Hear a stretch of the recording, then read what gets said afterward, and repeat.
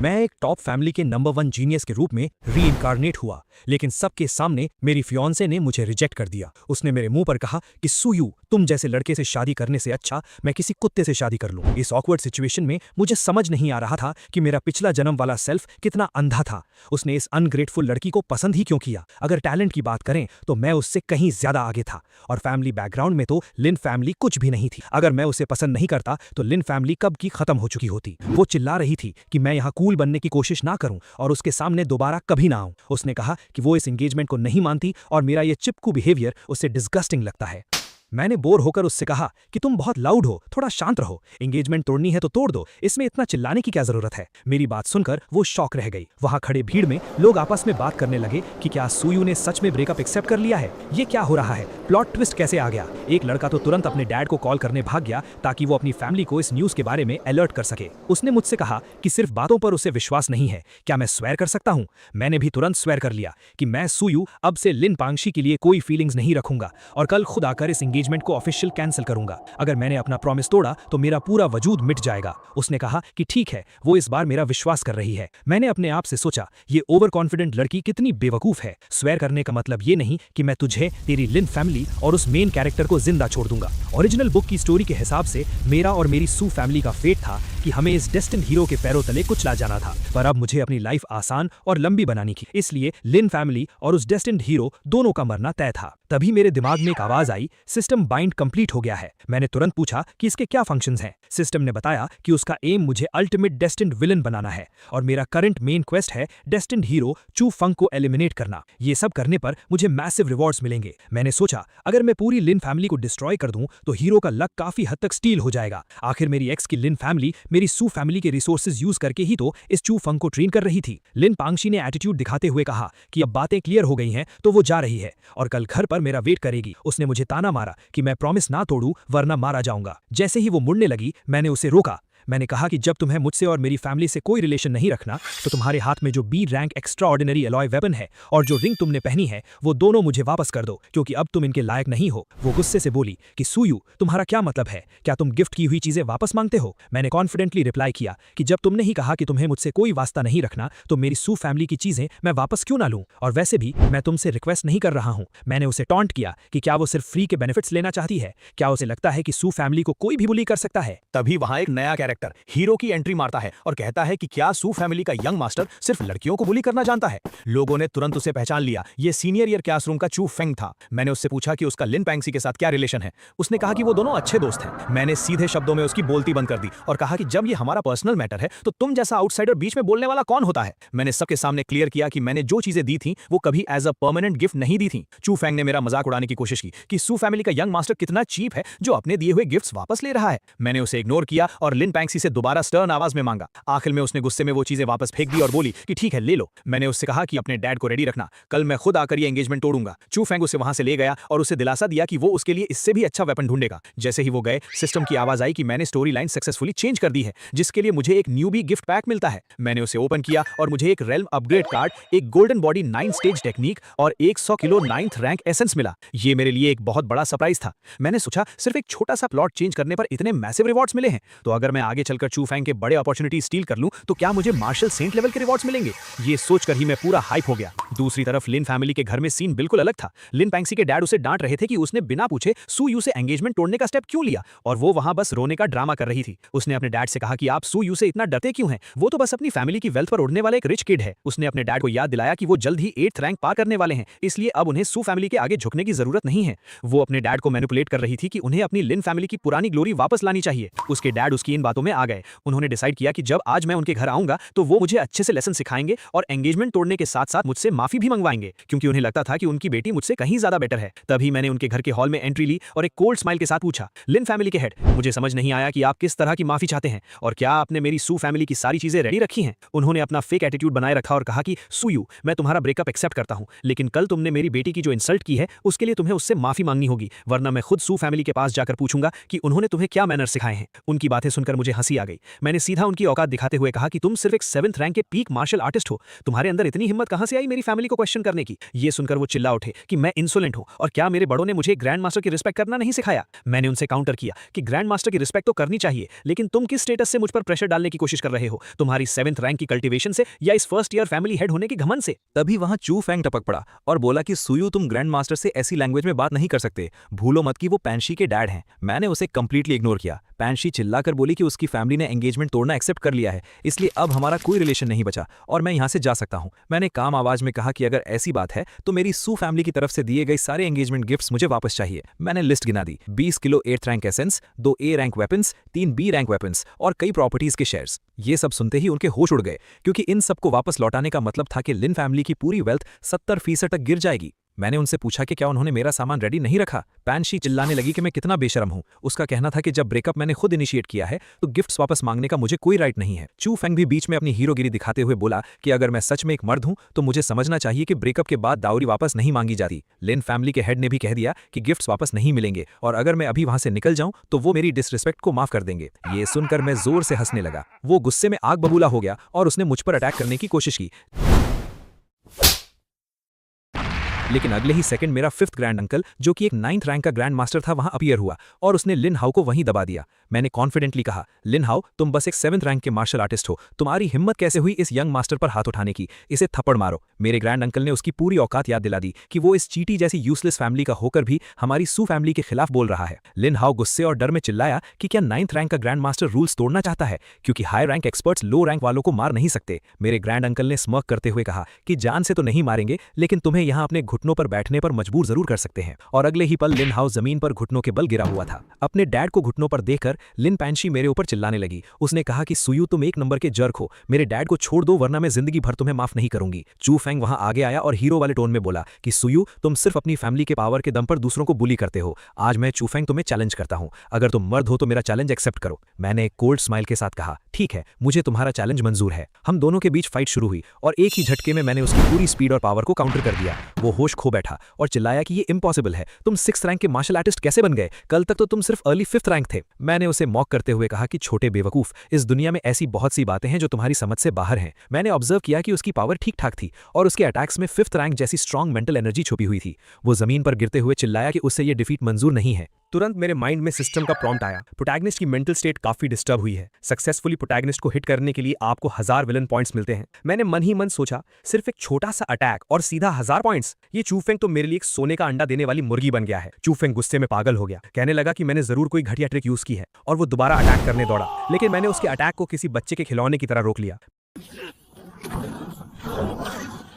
मैंने उससे कहा कि मैंने गलती से तेरी थोड़ी तारीफ क्या कर दी, तू तो आसमान में उड़ने लगा। तेरी ताकत सिर्फ एक बच्चे के लेवल की है, इसका मतलब ये नहीं कि तू हम अडल्ट से टकरा सकता है। उसे जमीन पर चटाने के बाद मैं वापस लिन हाउ की तरफ मुड़ा और पूछा कि क्या अब मुझे मेरी सू फैमिली के गिफ्ट्स वापस मिलेंगे? पैंक्सी गुस्से से पागल हो रही थी, चिल्ला रही थी कि लिन फैमिली इतना बड़ा डेट क्यों बेयर करे और मुझे गालियां दे रही थी। मैंने उसकी आवाज बंद करवाई और उसके पास जाकर ध्यान से समझाया, लिन पैंक्सी, तुम गलत फहमी में हो। पहली बात, मैं यहां तुमसे कोई बार्गेन नहीं कर रहा हूं और दूसरी बात, अब तुम्हारी औकात नहीं है कि तुम मेरे सामने इस तरह चिल्ला सको। हालत हाथ से निकलते देखकर लिन हाउ चिल्लाया, स्टॉप, मैं सू फैमिली के सारे गिफ्ट्स लौटाने के लिए तैयार हूं। उसने मुझे उतनी ही वैल्यू के सारे रिसोर्सेज दे दिए। मैंने उन्हें एक्सेप्ट करते हुए कहा, बिल्कुल ठीक, हमारी सू फैमिली की चीजें ऐसे फ्री में नहीं मिलती। तभी सिस्टम की तरफ से एक और रिवॉर्ड साउंड आई। हीरोइन की फैमिली की प्रेस्टीज को सक्सेसफुली डिस्ट्रॉय करने और उनका लक कट करने के लिए आपको S rank Tian UN sword और 3000 विलन पॉइंट्स रिवॉर्ड किए जाते हैं। मैटर सॉल्व होने के बाद मैं मुस्कुराकर उनसे विदा ली। जाते जाते मैंने उन्हें वो 9th रैंक एसेंस दिखाया और टॉन्ट मारते हुए कहा कि वैसे कितने दुख की बात है, मैं ये प्रेशियस एसेंस लिन फैमिली के हेड को गिफ्ट करना चाहता था, लेकिन अब तुम इसके लायक नहीं रहे।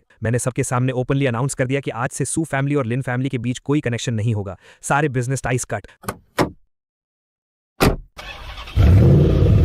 मेरे इस अनाउंसमेंट के तुरंत बाद वहां खड़े टैंक फैमिली और दूसरे बिजनेस पार्टनर्स ने भी पलटवार किया। उन्होंने लिन हाउ से सारे कॉन्ट्रैक्ट्स कैंसिल कर दिए और उल्टा उससे पेनल्टीज मांगने लगे, क्योंकि उनका कहना था कि उन्होंने सिर्फ सू फैमिली के रेफरेंस से लिन फैमिली के साथ बिजनेस किया था। लिन हाउ गुस्से और मजबूरी में चिल्लाकर रह गया। सिस्टम ने फिर से बजाया। हीरोइन की फैमिली को इनडायरेक्टली दबाने के लिए आपको 2000 विलन पॉइंट्स और मिल गए। सीन चेंज हुआ और मैं वापस अपने घर आ गया। मैं वहां बैठा थोड़ा जोन आउट हो गया था, तभी मेरे डैड वहां आए। उन्होंने मुझे बैठने को कहा और बोले कि घर में अकेले जब कोई आउटसाइडर ना हो तो फॉर्मेलिटीज की जरूरत नहीं है। मैंने उनसे पूछा कि क्या वो एक्स्ट्रा टेरिटोरी ग्लैडिएटोरियल बैटलफील्ड पर वापस जा रहे हैं। उन्होंने बताया कि कुछ छोटी मोटी बातें हैंडल करने के बाद वो वापस निकल जाएंगे, पर जाने से पहले उन्होंने मुझे समझाया कि अब जब मेरी आंखें खुल चुकी हैं तो मुझे इस फ्री टाइम में प्रॉपरली ट्रेन करना चाहिए। मैंने पिछले कुछ सालों में काफी टाइम वेस्ट कर दिया था। उन्होंने मुझे खुशखबरी दी कि उन्होंने पूरी फैमिली को ऑर्डर्स दे दिए हैं कि मेरी ट्रेनिंग रिसोर्सेज की अब कोई लिमिट नहीं होगी। ये सुनकर मैं अंदर ही अंदर खुशी से पागल हो रहा था। सही में घर में ऐसी इनफाइनाइट वेल्थ होना किसी सपने जैसा था। मैंने पूरे कॉन्फिडेंस से डैड को अश्योर किया कि इस बार मैं क्योटो मार्शल आर्ट्स यूनिवर्सिटी के ग्रेजुएशन एग्जाम में टॉप पोजीशन लेकर आऊंगा। डैड ने एक प्राउड स्माइल दी और कहा कि अब वो टेंशन फ्री हैं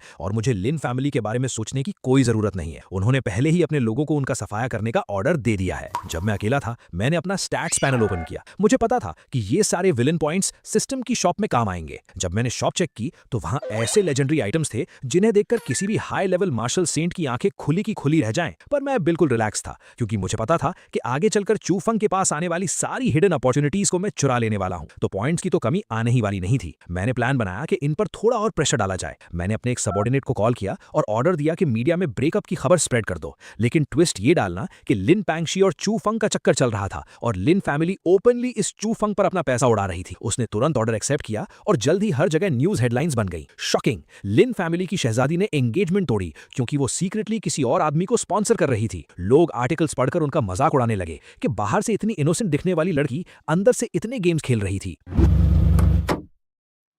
अगले ही दिन लिन पैंगशी गुस्से से भरी हुई मेरे पास आई। वो चिल्ला रही थी कि सूयू, तुम एक नंबर के जर्क हो। तुमने मेरे और चूफंग के बारे में इतनी घटिया बातें फैलाकर मेरा नाम खराब कर दिया है। मुझे आज के आज एक एक्सप्लेनेशन चाहिए। मैंने फुल इनोसेंट होने की एक्टिंग करते हुए उससे पूछा, कैसा एक्सप्लेनेशन? मैंने थोड़ी ना मीडिया से कुछ कहा है। सबको पता है कि हमारा ब्रेकअप लोगों के सामने हुआ था, और वैसे भी जब तुम्हारी एंगेजमेंट मेरे साथ हो चुकी थी तब तुम उस चूफंग के इतना क्लोज क्यों घूमती थी? क्या इसमें तुम्हारी थोड़ी सी भी गलती नहीं है? उसने रोते हुए चिल्लाया कि वो और चूफंग सिर्फ अच्छे दोस्त हैं और लोगों की सोच इतनी घटिया है। मैंने कोल्डली रिप्लाई किया कि लोगों की सोच कैसी भी हो, मुझे उससे क्या फर्क पड़ता है। अब जब हमारा कोई कनेक्शन नहीं बचा है तो तुम मेरी नजरों से दूर हो जाओ। तुम्हें कोई राइट नहीं है यहाँ आकर मुझसे क्वेश्चंस पूछने का। वो रोने लगी और मुझे कोसने लगी कि वो मुझे कभी माफ नहीं करेगी। मैंने उसकी तरफ देखा भी नहीं और सिंपली गुड बाय कह दिया। वहां आसपास खड़े स्टूडेंट्स उसे और उसके उस अच्छे दोस्त को देखकर बुरी तरह ट्रोल करने लगे। स्टोरी शिफ्ट होती है मेरी यूनिवर्सिटी की तरफ। हमारे टीचर ने अनाउंस किया कि ग्रेजुएशन एग्जाम में अब सिर्फ 9 दिन बचे हैं और हमारी फाइनल क्लोज ट्रेनिंग शुरू हो चुकी है। आने वाले 8 दिनों के बाद हेवनली रैंकिंग डिसाइड की जाएगी। जो भी स्टूडेंट फर्स्ट पोजीशन पर आएगा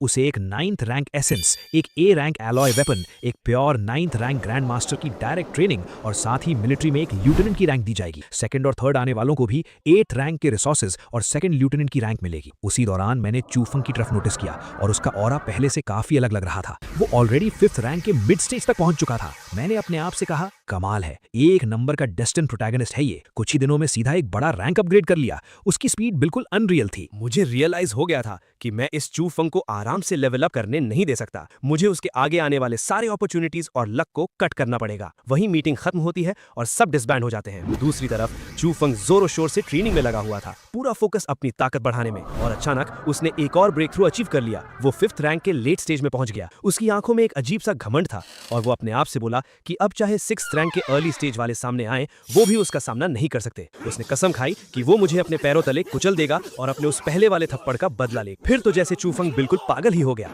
एक ही दिन के अंदर उसने हेवनली रैंकिंग के नंबर 9 को डिफीट कर दिया। उसने ओपनली अनाउंस किया कि ये नंबर 9 तो सिर्फ एक शुरुआत है। अब वक्त आ गया है कि रैंकिंग का नंबर 1 ये किंग भी अपनी जगह से हटे। उसने ये किंग को चैलेंज किया। पूरा ग्राउंड क्राउड से भरा हुआ था और सब ये किंग को चीयर कर रहे थे।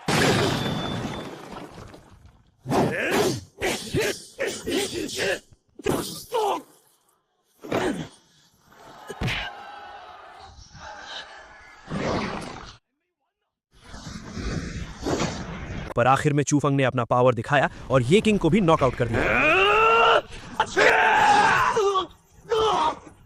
जीतने के बाद वो स्टेज पर खड़ा होकर चिल्लाया कि उसे पता है सब उसको हल्के में लेते हैं और उसे सिर्फ एक टॉय बॉय समझते हैं, लेकिन उसने अपनी पावर प्रूव कर दी है। उसने पूरी आवाज में मुझे चैलेंज किया और कहा कि सूयू, कल शाम 5 बजे अगर तुम मर्द हो तो मुझसे लड़कर दिखाओ। मैं सबको बताऊंगा कि मैं उस लिन पैंगशी के लायक हूं, तुम नहीं। थोड़ी देर बाद मेरा एक दोस्त परेशान हालत में मेरे रूम का दरवाजा पीटने लगा। उसने घबराकर बताया कि यू भाई, अरीना में बहुत बड़ा बवाल हो गया है। चूफंग ने काफी टॉप रैंकर्स को हरा दिया है और अब स्टेज से तुम्हें चैलेंज कर रहा है। मैंने मुस्कुराकर सोचा कि लगता है हमारा हीरो अब लोगों के नीचे रहना पसंद नहीं कर रहा। मैंने कूल वे में कहा, चलो चलकर देखते हैं कि क्या तमाशा चल रहा है। मैं जब अरीना पहुंचा तो वो चू फंग स्टेज पर खड़ा माइक्रोफोन पर बोल रहा था कि अगर मेरे अंदर हिम्मत है तो वो वहां आकर मुझसे लड़े। मैंने स्टेज की तरफ चलकर जाते हुए अपनी लाउड आवाज में कहा, कल तक वेट करने की कोई जरूरत नहीं है, मेरे पास फालतू का टाइम नहीं है। अगर तुमने मेरा सिर्फ एक अटैक झेल लिया तो मैं सू फैमिली को हमेशा के लिए छोड़ दूंगा। क्या तुम्हें यह बेट मंजूर है? चू फंग ने कंफ्यूज होकर पूछा कि मैं रिटर्न में क्या बेट चाहता हूं। उसने क्लियरली कह दिया कि अगर मैं उससे पैंगशी को छोड़ने के लिए कहूंगा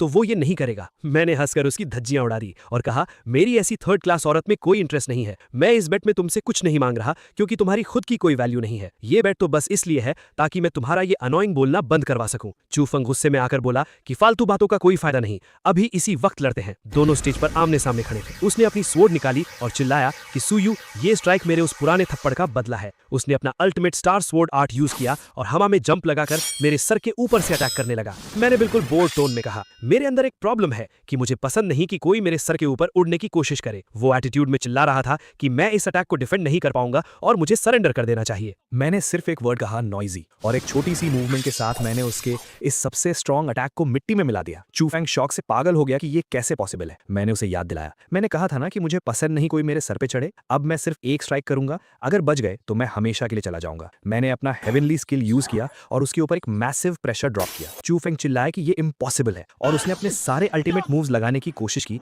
लेकिन एंड में वो बुरी तरह जमीन पर धूल चाट रहा था। आखिर में उसके स्कूल के एक टीचर ने आकर उसकी जान बचा ली। चू फैंग ने थोड़ी शर्म के साथ अपने टीचर से माफी मांगी कि उसने उन्हें डिसअपॉइंट किया है। उसके तुरंत बाद स्कूल के वाइस प्रिंसिपल हान ने आकर मुझे डांटना शुरू कर दिया कि मैं चैलेंज मैच में जान से मारने का अटैक कर रहा था और मैंने रूल्स तोड़े हैं। मैंने सीधे उनकी आंखों में देखते हुए पूछा, मैं जानना चाहता हूं कि मैंने कौन सा रूल तोड़ा है। जहां तक मुझे याद है, रैंकिंग टूर्नामेंट कोई मामूली मैच नहीं है। इसमें ओपनली एनकरेज किया जाता है कि हम अपनी फुल पावर का यूज करें ताकि हमारा ट्रू पोटेंशियल बाहर आए और सामने वाले चैलेंजर को पूरी रिस्पेक्ट मिले। और वैसे भी वहां पर सेफ्टी के लिए मेंटर्स तो मौजूद थे ही, तो क्या अपनी पूरी ताकत से लड़ना अब रूल ब्रेक करना हो गया है? वाइस प्रिंसिपल हान का ईगो हर्ट हो गया और वो चिल्ला पड़े कि सुयू, तुम्हें पता भी है तुम किससे बात कर रहे हो? क्या तुम्हारी फैमिली ने तुम्हें बड़ों की रिस्पेक्ट करना नहीं सिखाया? मैंने स्मर्क करते हुए शांति से जवाब दिया, हमारी सू फैमिली के रूल्स बहुत स्ट्रिक्ट है और हम हमेशा उन सीनियर्स की रिस्पेक्ट करते हैं जो उसके लायक होते हैं, लेकिन उन लोगों के लिए जो एक टीचर के टाइटल को डिजर्व नहीं करते, मैं उन्हें एल्डर मानना जरूरी नहीं समझता। ये सुनते ही हान गुस्से से आग बबूला हो गए और बोले कि वो देखते हैं कि मुझे इतनी हिम्मत कहां से मिली है।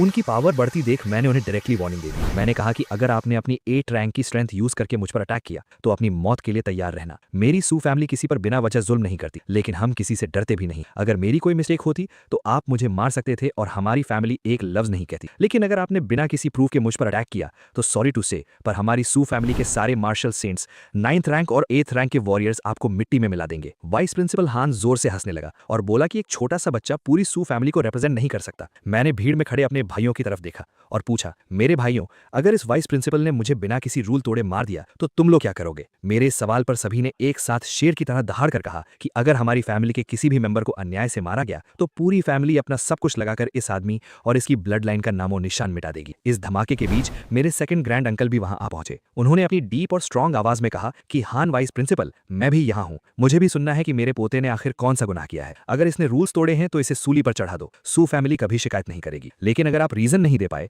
तो चाहे हमें सेंट ये जैसे लेजेंड से दुश्मनी करनी पड़े, हम आपसे बदला जरूर लेंगे। ये सुनते ही वाइस प्रिंसिपल का पसीना छूट गया। वो थोड़ा स्टटर करते हुए बोला कि ये एक स्कूल है और रूल ब्रेकर्स को पनिश करना स्कूल का राइट है। मैंने डायरेक्ट स्कूल के मेन प्रिंसिपल की तरफ देखा जो वहां आ चुके थे और पूछा कि प्रिंसिपल सर, आप बताएं कि क्या मैंने कुछ गलत किया है? हेवनली रैंकिंग के नंबर 1 ने मुझे चैलेंज किया और एज अ लोअर रैंकर मैंने अपनी पूरी ताकत लगाई। इसमें किस रूल का वायलेशन हुआ है? जब कोई रूल नहीं टूटा तो ये वाइस प्रिंसिपल मुझे किस बात की सजा देना चाहते हैं? प्रिंसिपल ने अग्री किया और वाइस प्रिंसिपल हान को पब्लिक के सामने मजबूर होना पड़ा ये कहने के लिए कि उन्होंने मुझे फॉल्सली अक्यूज किया है और वो माफ मांगते हैं। लेकिन मैंने कोल्डली आंसर दिया कि मुझे आपकी ये सॉरी एक्सेप्ट नहीं है। मेरे ग्रैंड अंकल ने एक ही झटके में हान पर एक बड़ा स्ट्राइक किया। उन्होंने कहा कि मेरी सू फैमिली पर कीचड़ उछालने की कीमत सिर्फ एक नकली माफी से नहीं चुकाई जा सकती और ये थप्पड़ एक मार्शल सेन फैमिली को डिसरेस्पेक्ट करने का नतीजा है। अपने टीचर को पिटता देखकर चूफोंग का हीरो मोड ऑन हो गया। उसने एक ड्रामेटिक लाइन मारी, सू यू, इस दिन को याद रखना, 30 साल नदी के इस पार और 30 साल उस पार। आज तुमने अपनी फैमिली की बैकिंग का फायदा उठाकर मुझे और मेरे टीचर को झुकाया है, पर एक दिन मैं खुद आकर अपने इस इंसल्ट का बदला लूंगा। मैंने बस बस उसकी इस मूवी जैसी डायलॉग डिलीवरी पर हंस दिया और कहा कि ठीक है बच्चे, तब तक जी जान से मेहनत करते रहना। आखिर में प्रिंसिपल ने स्ट्रिक्टली अनाउंस कर दिया कि इस चैलेंज के ट्रू विनर सू यू हैं। प्रिंसिपल ने एक और शॉकिंग खबर सुनाई। उन्होंने अनाउंस किया कि कल रैंकिंग लॉक होने के बाद टॉप 20 स्टूडेंट्स को हमारे 9th रैंक्ड ओल्ड प्रिंसिपल के मार्शल आर्ट्स की लेगेसी को इनहेरिट करने का चांस मिलेगा। ये सुनकर पूरे क्राउड में आग लग गई। सब एक्साइट हो गए क्योंकि एक 9th रैंक्ड ग्रैंड मास्टर की इनहेरिटेंस बाकी सभी आइटम से ज्यादा प्रेशियस थी। फिर प्रिंसिपल ने सेफली और पोलाइटली मेरे फैमिली एल्डर्स को वहां से निकलने का रिक्वेस्ट किया और अश्योरेंस दी कि मेरी सेफ्टी की रिस्पॉन्सिबिलिटी अब उनकी है। उनके जाने के बाद प्रिंसिपल ने वीपी हान को डायरेक्टली वार्न किया कि अपने दिमाग से कोई भी असैसिनेशन प्लान निकाल देना, वरना तुम्हारी मदद कोई मिनिस्टर भी नहीं कर पाएगा। फिर उन्होंने मुझे वापस आकर प्रॉपर्ली रेस्ट लेने को कहा और बताया कि परसों स्कूल के पीछे वाले नर्सिंग होम में गैदर होना है। वापस आते ही मेरे दिमाग में सिस्टम की आवाज गूंजी जिसने मुझे पूरे 15,000 villain points, 10 points heaven and earth power, एक टियानुआन पिल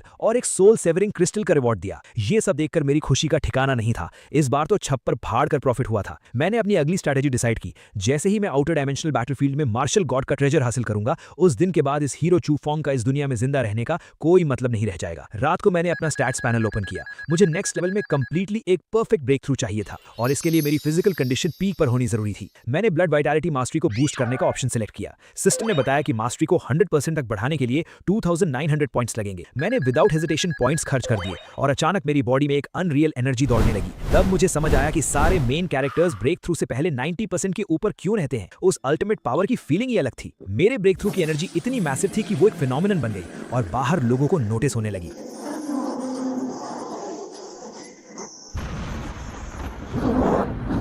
लोग आसपास पॉइंट आउट करके बोलने लगे कि सुयू के विला के ऊपर से निकल रही ये एनर्जी तो हेवनली सोल ग्रैंड मास्टर बनने की है। ये बात सुनकर मेरे ग्रैंड अंकल्स भी तुरंत वहां आ गए और उनकी आंखें हैरत से फटी की फटी रह गईं। उन्हें लगता था कि मैं एक लड़की के पीछे बर्बाद हो रहा हूं, पर उन्हें यह नहीं पता था कि मैं सीक्रेटली ग्रैंड मास्टर लेवल पर पहुंच गया था। आसमान में बिजलियां कड़कने लगी, पर वो डिस्ट्रक्शन वाली बिजलियां नहीं थी। उनके अंदर एक रिच लाइफ फोर्स छुपी हुई थी, जैसे डिस्ट्रक्शन के अंदर नया जन्म। मैंने उस लाइफ फोर्स को कैच किया और अपनी बॉडी के अंदर इमोर्टल सब्सटेंस बनाना शुरू कर दिया। कुछ देर की इंटेंसली हार्ड ट्रेनिंग के बाद मैंने आखिरकार अपने आप को 7th रैंक की ग्रैंड मास्टर रैंक में सक्सेसफुली अपग्रेड कर लिया। मेरी बॉडी ऐसे ग्लो कर रही थी जैसे अंदर एक आग जल रही हो। मैं खुद से सोचने लगा कि एक टिपिकल 7th रैंक वॉरियर के कंपैरिजन में अब मेरा कॉम्बैट पावर कितना डेडली होगा। मुझे इतना कॉन्फिडेंस था कि मैं अकेले ही आउटर स्पेस बैटलफील्ड पर किसी को भी मार सकता था। मेरे ग्रैंड अंकल ने मुस्कुराकर मेरी पूरी बॉडी का फाउंडेशन और सॉलिड ऑरा देखते हुए मेरी जमकर तारीफ। मैंने प्योरली हम्बल होकर थैंक यू कहा। उन्होंने बड़े फख्र से कहा कि जिस स्पीड से मेरा टैलेंट ग्रो हो रहा है, अगली 20 साल में मैं 9th रैंक और 50 साल के अंदर मैं एक फुल फ्लेजेड मार्शल सेंट जरूर बनूंगा। उन्होंने मुझे आराम करने का एडवाइस दिया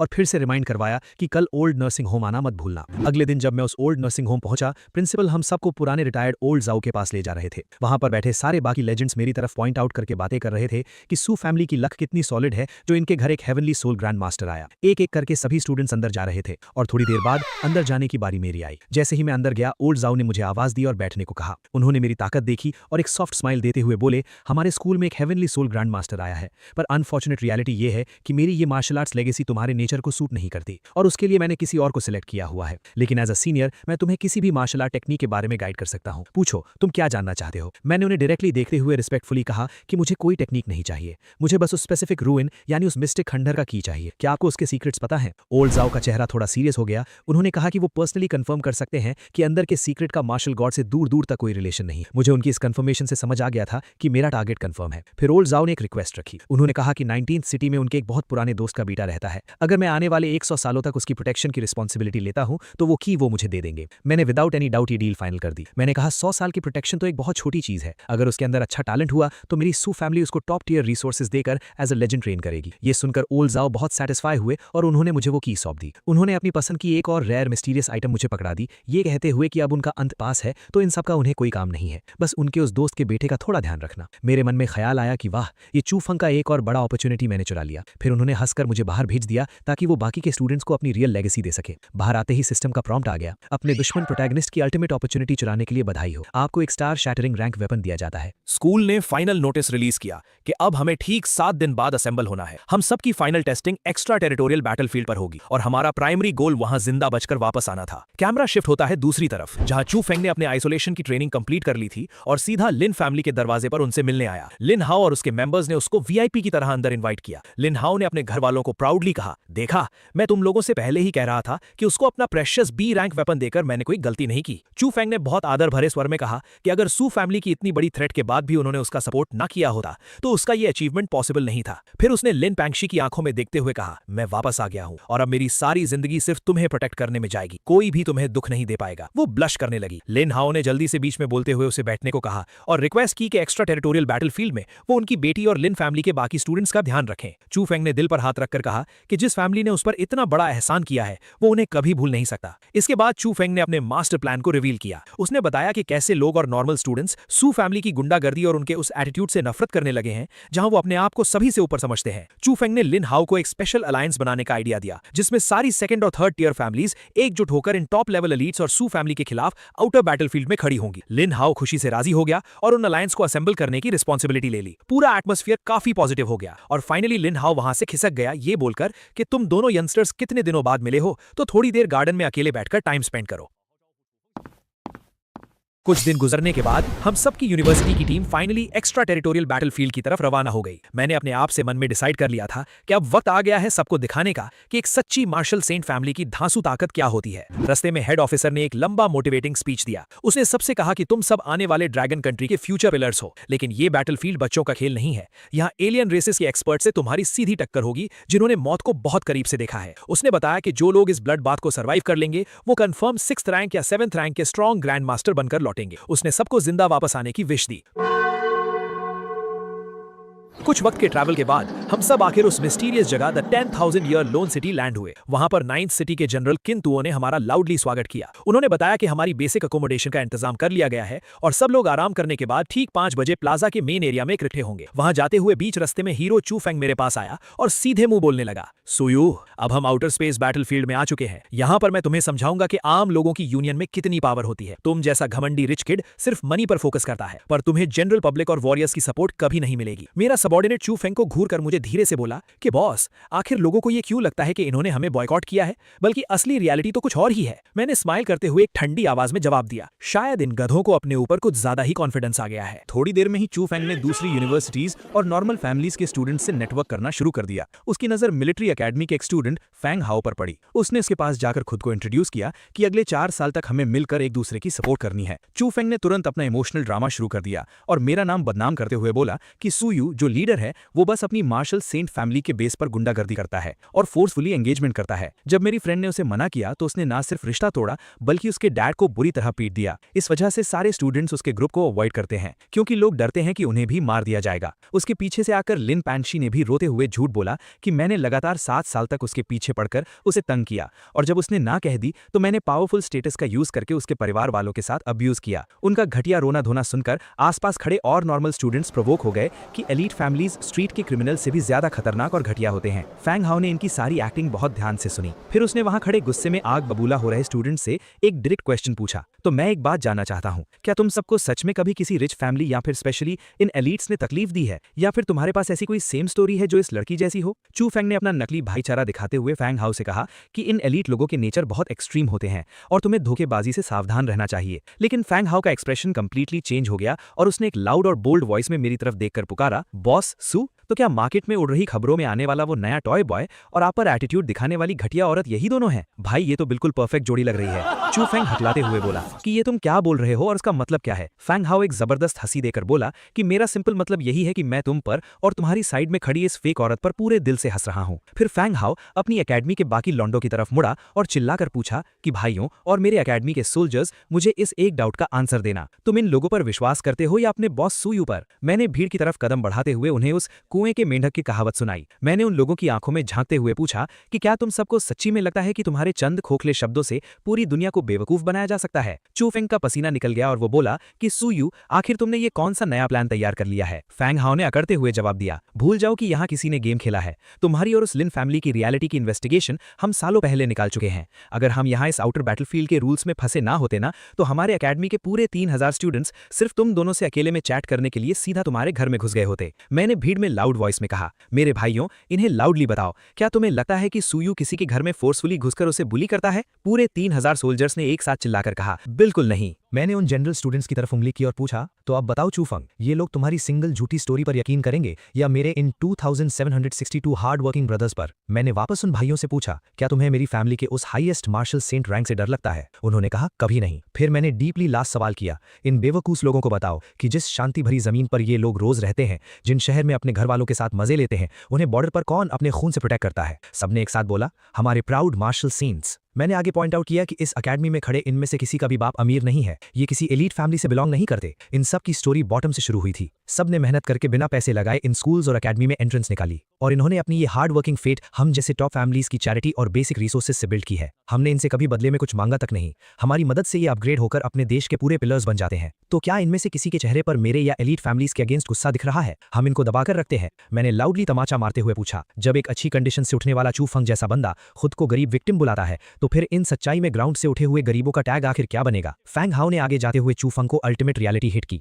उसने कहा, बॉस सू बिल्कुल ठीक कह रहे हैं, तुम्हें किसी एलीट ने परेशान नहीं किया है और तुम लोग सिर्फ इंटरनेट ट्रेंड्स फॉलो करके एलीट से नफरत कर रहे हो। ध्यान से सुनना तुम सबके सब, ये अकेडमी सूयू की इज्जत उसके बाप की रैंक के बेस पर नहीं करती है। हमारी औकात सूयू ने फ्रेशमैन कॉलेज के फर्स्ट ईयर में ही दिखा दी थी। सिर्फ सेम जनरल पावर लेवल का यूज करते हुए बॉस सू ने ग्राउंड में अकेले उतरकर पूरे 3000 स्टूडेंट्स की हड्डियां तोड़ डाली थी और एक रिकॉर्ड फाइट में कभी नहीं हारे थे। तुम बच्चे लोगों को क्या इस अल्टीमेट रॉ पावर के लेवल डिफरेंस का अंदाजा भी है? उस शांति भरे शॉक के बाद मेरी आंखों के सामने फिर से सिस्टम पॉपअप फ्लैश हुआ। नोटिस, मेन कैरेक्टर चूफंग की ओवरऑल इज्जत पूरी तरह मिट्टी में मिल गई है। बधाई हो, तुम्हें नए 3000 विलन पॉइंट्स मिलते हैं। इसके साथ एक जूयान पिल का पैकेज भी दिया गया, जिसके एक ट्राई से मेरी current 7th rank grand master power एक छोटे रैंक लेवल अप कर लेगी। मैंने एक चालू हंसी हंसते हुए खुद को बोला कि मैंने इस आलसी भेड़ चूफंग का फिर से खूब फायदा उठा लिया है। सच में ऐसी छोटी मोटी शीप को जिंदा रखने में अलग ही स्वाद और फायदा है। जब तक इसका पूरा मास फैट लेवल नहीं बढ़ जाता, उसको जिंदा रखने में ही रियल फायदा है। इस हाई वोल्टेज ड्रामा के तुरंत बाद हमारे ऑफिसर जनरल ने ग्राउंड पर आके ऑफिशियल मैसेज पास करना स्टार्ट किया। उन्होंने अपनी स्पीच की शुरुआत में कहा कि ये कैंप एक ऐसी लोकेशन पर स्थित है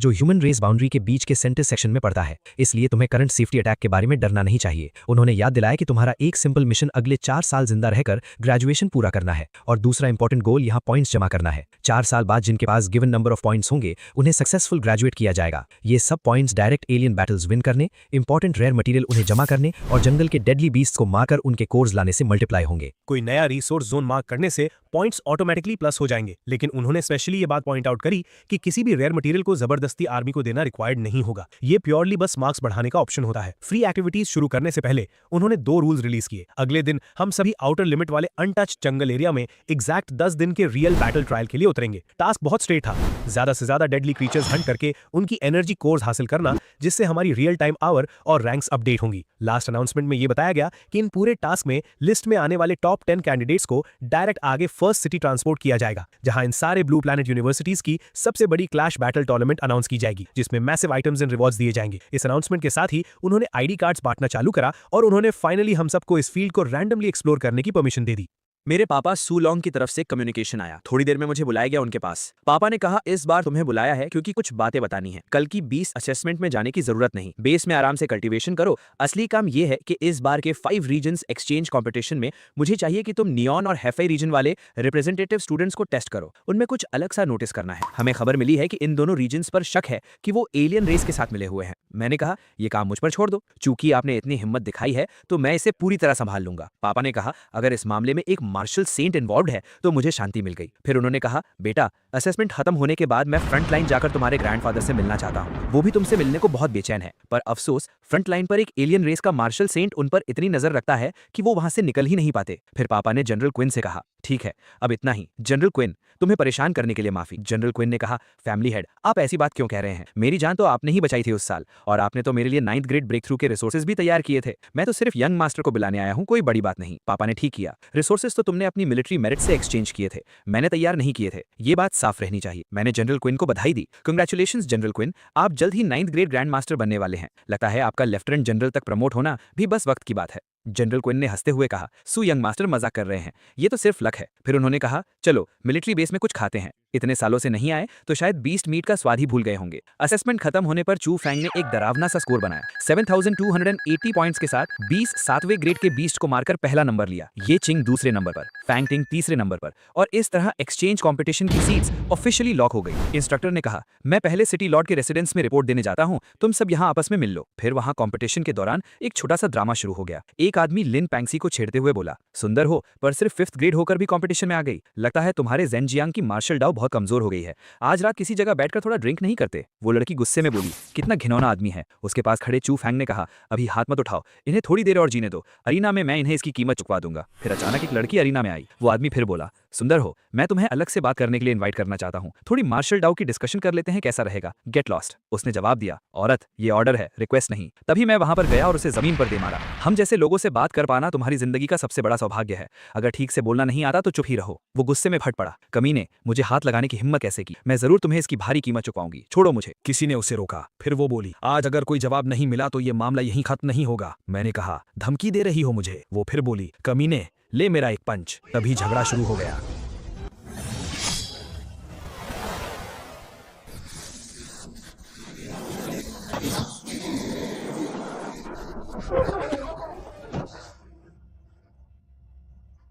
जनरल नसाबी ने आकर रोका, क्या तुम सब खुलेआम 5 पैट्स पैक तोड़ने की कोशिश कर रहे हो? अरीना में किसी की जान लेना अलाउड नहीं है। घायल लोगों को वापस ले जाना कोई बड़ी बात नहीं। दूसरी तरफ से जवाब आया, क्या ये सिर्फ चोट लगने की बात है? तुम लोग तो पूरी दुनिया से दुश्मनी करने जैसा बर्ताव कर रहे हो। क्या तुम चाहते हो कि हमारी ड्रैगन नेशन पूरी दुनिया की दुश्मन बन जाए? जवाब मिला, ड्रैगन नेशन तो पैक्ट का पूरा पालन करती है, फिर हम दुनिया के दुश्मन कैसे हो सकते हैं? उन्हें फौरन छोड़ो। चू फैंग ने गुस्से से सोचा, हाँ, वैसे भी पूरे दिन सिर्फ दिखावा करना ही जानते हो। असली बहाना है दिखावा करना। फिर अगला मुकाबला शुरू हुआ। मैच 26, 9 सिटी रिप्रेजेंटेटिव बनाम 36 सिटी। किसी ने कमेंट किया, जनरल यांग को तो मैचेस अरेंज करने का खूब हुनर है। सच में? मैंने मन ही मन सोचा, ये ड्रैगन नेशन वाली लड़की तो किसी पोप की बेटी से भी ज्यादा सेक्रेड लगती है। एक मुकाबले में उस लड़की ने एक ही मूव में विक्ट्री ले ली, कभी दूसरा मूव ही नहीं चलाना पड़ा। कितना कूल है ये। एक भीड़ में किसी ने कहा, यही तो होनी चाहिए असली स्ट्रॉन्ग औरत की तस्वीर। इसमें क्या बड़ी बात है? मेरे पास भी इतनी स्ट्रेंथ होती तो मैं भी कर लेता। चू फेंग ने दिलासा दिलाया, हमारी पांशी तो जरूर पूरी दुनिया को हैरान कर देगी। तब देखना कैसे कैसे जीनियसेस को साइड में हट जाना पड़ेगा। मैंने कहा, फर्स्ट प्लेस और 10th प्लेस की रिलेशनशिप तो शहद जैसी मीठी लग रही है। ये कहते हुए मैं चू फेंग और लिम पांशी की तरफ इशारा कर रहा था। मेरे एक पार्टनर ने उस लेवल 5 लड़की की तारीफ की जिसने लेवल 6 के 20 जीनियसेस को हराकर 10th रैंक हासिल की थी। मैंने उसको बताया कि उसके पास जरूर फीमेल सेंट जैसी टैलेंट होगी। पार्टनर ने कहा, मैं तो छोटी सोच रखता था। इतना हेवन डिफाइंग टैलेंट है तो इस बार की असेसमेंट सुरक्षित है, अनराइवल्ड है बस। फिर चू फेंग कहने लगे, सुयू इतना सार्केज्म मत दिखाओ। जब अरीना में आओगे तो मैं तुम्हें पांशी के सामने घुटनों पर झुकवाकर माफी मंगवाऊंगा। मैंने कोल्डली उसके मुंह पर हंसकर बोल दिया कि मैं एक्चुअली देखना चाहता हूं कि अरीना में आखिर उसकी खुद की मौत कैसे होती है। अगले मैच में हमारी 9 सिटी का मुकाबला 36 सिटी की टीम के साथ मीले मोड में होना था। मैंने अरीना में आकर उन घमंडी दुश्मनों को बता दिया कि अब उनका मरने का वक्त आ गया है। वो बदले में मुझे जान से मारने की धमकियां देने लगे। जैसे ही फाइट शुरू हुई, चू फेंग वहां सबका बॉस बनने की एक्टिंग करने लगा और सबको अपनी स्ट्रैटेजी बताने लगा। उसने डिसाइड किया कि दुश्मन के लेवल 6 वाले लोग फिजिकल स्ट्रेंथ में बहुत स्ट्रांग हैं, इसलिए वो अकेले 2 लोगों को रोकेगा और बाकी सब दूसरों को हैंडल करेंगे। ये सुनकर एक लड़के ने उसकी इस बॉसी एटीट्यूड को कंप्लीटली ताना मारा, पर वो आगे बढ़ गया। मैंने चू फेंग को टोकते हुए साफ कह दिया कि मुझे उसकी कोई भी स्ट्रैटेजी सुनने में बिल्कुल इंटरेस्ट नहीं है। मैंने उन ओपोनेंट्स को ललकारा और कहा कि अगर उनमें हिम्मत नहीं है तो जमीन पर घुटने टेक कर भीख मांगे। वो गुस्से में आकर मुझे जिंदा गाड़ने दौड़े। उनमें से एक ने मुझ पर अपनी एक जायंट हड्डी जैसी क्लब से अटैक किया, ये बोलकर कि इस एक स्ट्राइक से ही मेरी हड्डियां टूट जाएंगी। मैंने आगे बढ़कर उसके इतने बड़े वेपन को अपने एक सिंगल हाथ से आसानी से रोक लिया। उसकी पूरी ताकत मेरे सामने एक मजाक लग रही थी। मैंने उसकी आंखों में देखकर उसे बताया कि उसकी ये वेपन मेरे सू फैमिली के छोटे बच्चों के खिलौने से भी ज्यादा बेकार है। मैंने उस हड्डी को एक ही हाथ से क्रश कर दिया, जिसे देखकर उसके होश उड़ गए। वो डर के मारे पीछे हटा, क्योंकि उसको फाइनली समझ आ गया था कि मैं कोई नॉर्मल स्टूडेंट नहीं बल्कि एक ग्रैंड मास्टर हूं। मेरे दोस्तों ने मुझे आगे का स्टेज क्लियर करने को बोला, क्योंकि वो समझ गए थे कि मैं सबको अकेले ही मिटा सकता हूं। मैंने उन्हें पीछे हटकर तमाशा देखने को बोला और अकेले ही उन सबका सामना करने आगे बढ़ा। उस बाल्ड आदमी ने गुस्से में डार्क पावर से मुझ पर अटैक किया, पर मेरे पास आते ही वो एक इनविजिबल पावर फील्ड से टकराकर जमीन पर धंस गया। मैंने उन्हें उनकी वीक औकात याद दिलाई, जिसे सुनकर वो सब एक साथ मुझे हमेशा के लिए सुलाने के लिए आगे बढ़े। उन्होंने 36 सिटी के प्राइड के नाम पर अपना आखिरी डार्क अटैक लॉन्च किया। मैंने 9 रीजन्स की पावर को अपनी स्वॉर्ड में जगाया और हेवनली स्लॉटर स्किल यूज किया। मेरा एक ही पावरफुल स्लैश उन सब की मौत का पैगाम बनकर निकला। वो अपनी आंखों पर यकीन ही नहीं कर पा रहे थे कि मैं लेवल 7 से कितना ऊपर का मॉन्स्टर हूं। मैंने उन्हें बताया कि 36 सिटी की फिजिकल स्ट्रेंथ में इतनी भी पावर नहीं है कि मैं थोड़ा सा भी सीरियस हो सकूं, इसलिए मैं उन सबको आखिरी बार कचरे की तरह साफ कर रहा था। चू फंग अरीना के बाहर से चिल्ला रहा था कि मैं रूल्स तोड़कर देश को बदनाम कर रहा हूं। मैंने उस व्हाइट नाइट को पूरी तरह इग्नोर किया। उन बचे हुए दुश्मनों ने गुस्से में आकर अपनी एलियन बीस्ट्स वाली म्यूटेटेड पावर निकाल ली, जिससे साफ हो गया कि उन्होंने एलियन रेसेस से अलायंस कर लिया था। ये उनकी अपनी ताकत नहीं बल्कि इंसानियत के खिलाफ एक बिट्रेयल था। ये देखते ही मेरा गुस्सा बढ़ गया और मैंने हेवनली स्लॉटर की नेक्स्ट वेव से उन सबको एक ही झटके में हमेशा के लिए जमीन में गाड़ दिया।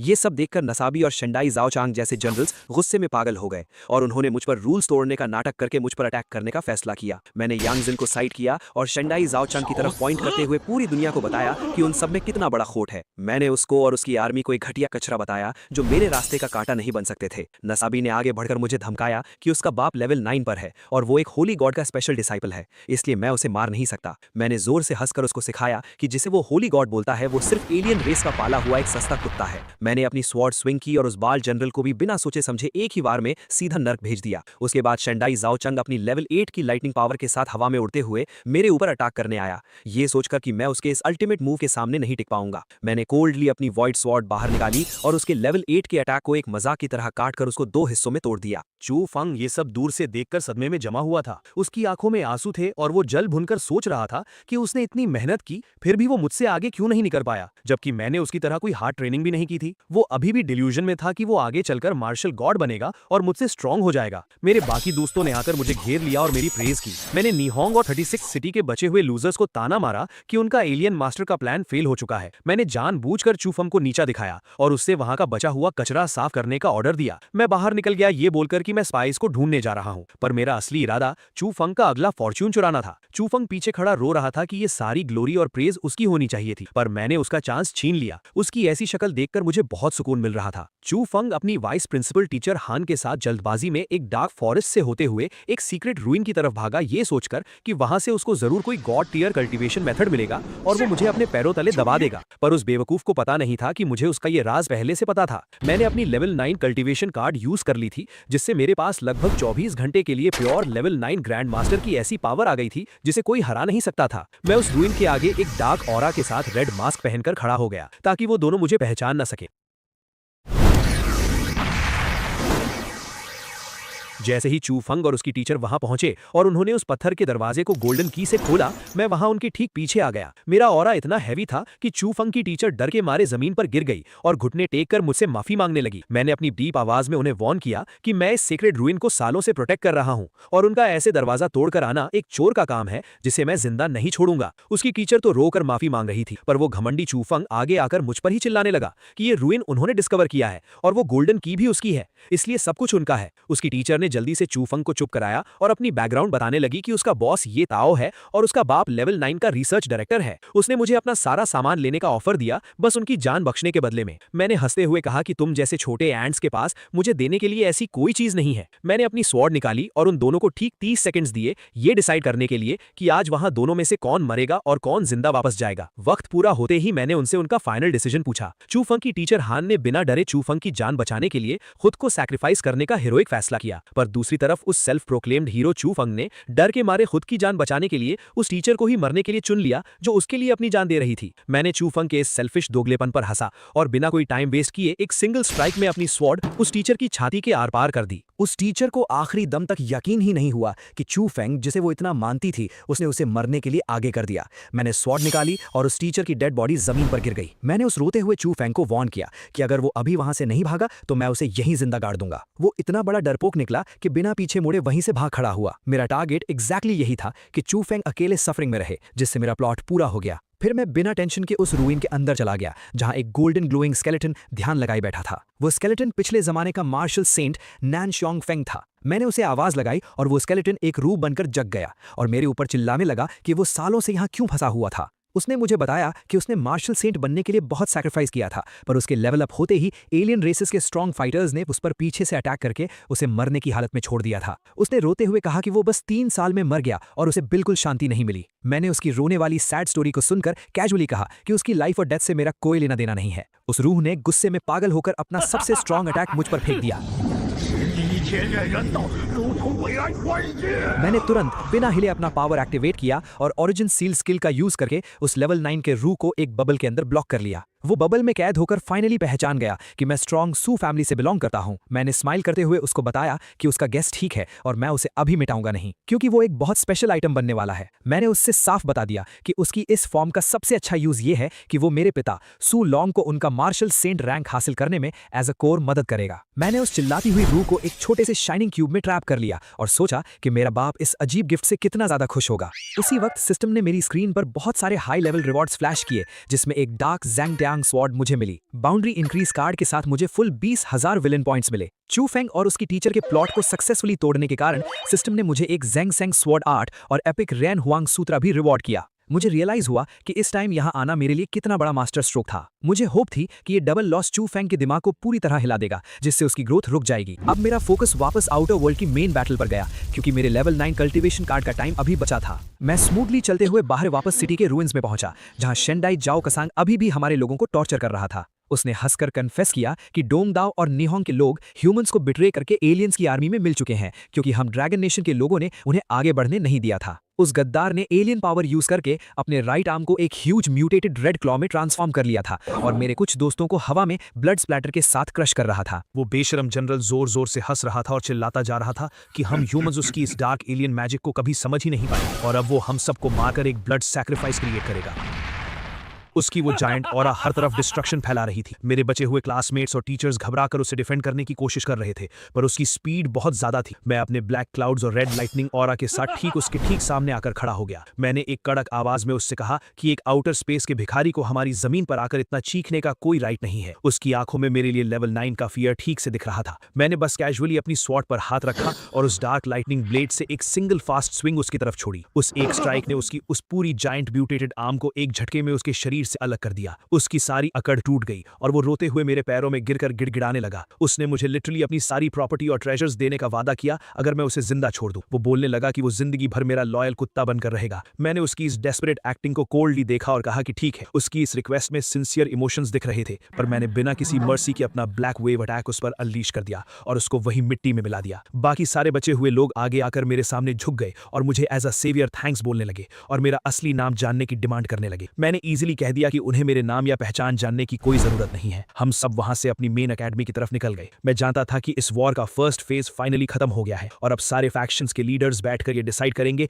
कि इन एलियन सपोर्टर्स का आखिरी क्लियरेंस कब और कैसे करना है। मैं वहां से दूर चू फंग को देख रहा था और उसको देखते ही मैं रिलैक्स हो गया, क्योंकि उसकी फेक रोने वाली हालत मेरी जीत का सबूत थी। मेरे एक टीममेट ने मेरे पास आकर हंसते हुए रिपोर्ट दी कि उन म्यूटेटेड निहोंग एनिमीज का स्टैमिना लिटरली बहुत ज्यादा था और उनके एलियन पार्ट्स को डिस्ट्रॉय करने में बहुत एक्स्ट्रा एनर्जी लग गई थी। उसका मन था कि वो उन लोगों को जल्दी मारने की जगह पहले थोड़ा टॉर्चर करता। मैंने उसको कंप्लीटली अग्री करते हुए बोला कि वाकई हमने उन कचरे वालों को इजीली मरने दिया।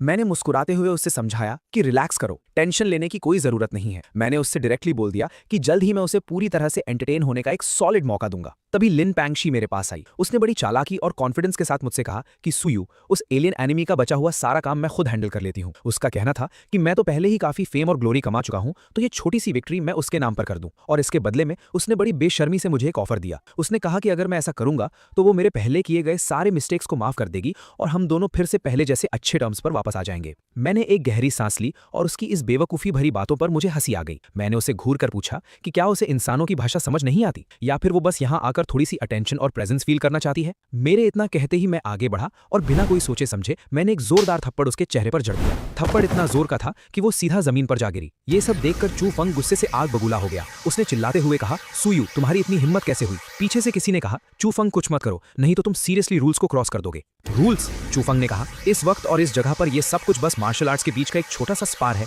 इससे ज्यादा कुछ नहीं। चू फंग ने अपनी मुट्ठी कसी और स्पीड से आगे बढ़ा, गरजते हुए कहा, सुयू, आज मैं और मेरे फादर तुम्हें इसकी सही कीमत चुकाना सिखाएंगे। तभी मैंने अपना पावरफुल अटैक लॉन्च किया। मेरे एक ही पंच ने उसे हवा में बुरी तरह से उड़ा दिया। वो चाहे कितना भी एरोगेंट और कॉन्फिडेंट क्यों ना हो, मेरे इस रॉ अटैक के सामने उसकी कोई औकात नहीं थी। वो जमीन पर बुरी तरह क्रैश हुआ और उसके मुंह से खून निकलने लगा। मैं उसके पास चलकर गया और ब्रूटली अपना पैर उसके चेहरे पर रखकर उसे जमीन में दबा दिया। चू फंग दर्द से चिल्लाते हुए अग्रेसिवली कहा, सुयू, तुम्हारी इतनी हिम्मत कैसे हुई मुझे इस तरह ह्यूमिलिएशन देने की? मुझे छोड़ दो। तभी लिन पैंगशी रोते हुए दौड़कर मेरे पास आई। वो लगातार प्लीज कहने लगी और मुझसे पूछने लगी कि मैं चू फंग की डिग्निटी को इस तरह अपने पैरों तले क्यों क्रश कर रहा हूं। उसने रोते हुए कहा कि क्या उसका मुझसे माफी मांगने काफी नहीं है। मैंने एक एक्सट्रीम कोल्ड लुक के साथ उसकी तरफ देखा और पूछा, तुम्हारी औकात ही क्या है और तुम्हारा लेवल क्या है कि तुम यहां आकर डायरेक्टली मुझसे सवाल कर सको? मैंने एक शार्प एनर्जी वेव से उसे झटके से पीछे फेंक दिया। वो जमीन पर गिरते हुए और जोर से रोना और चिल्लाना शुरू कर दिया।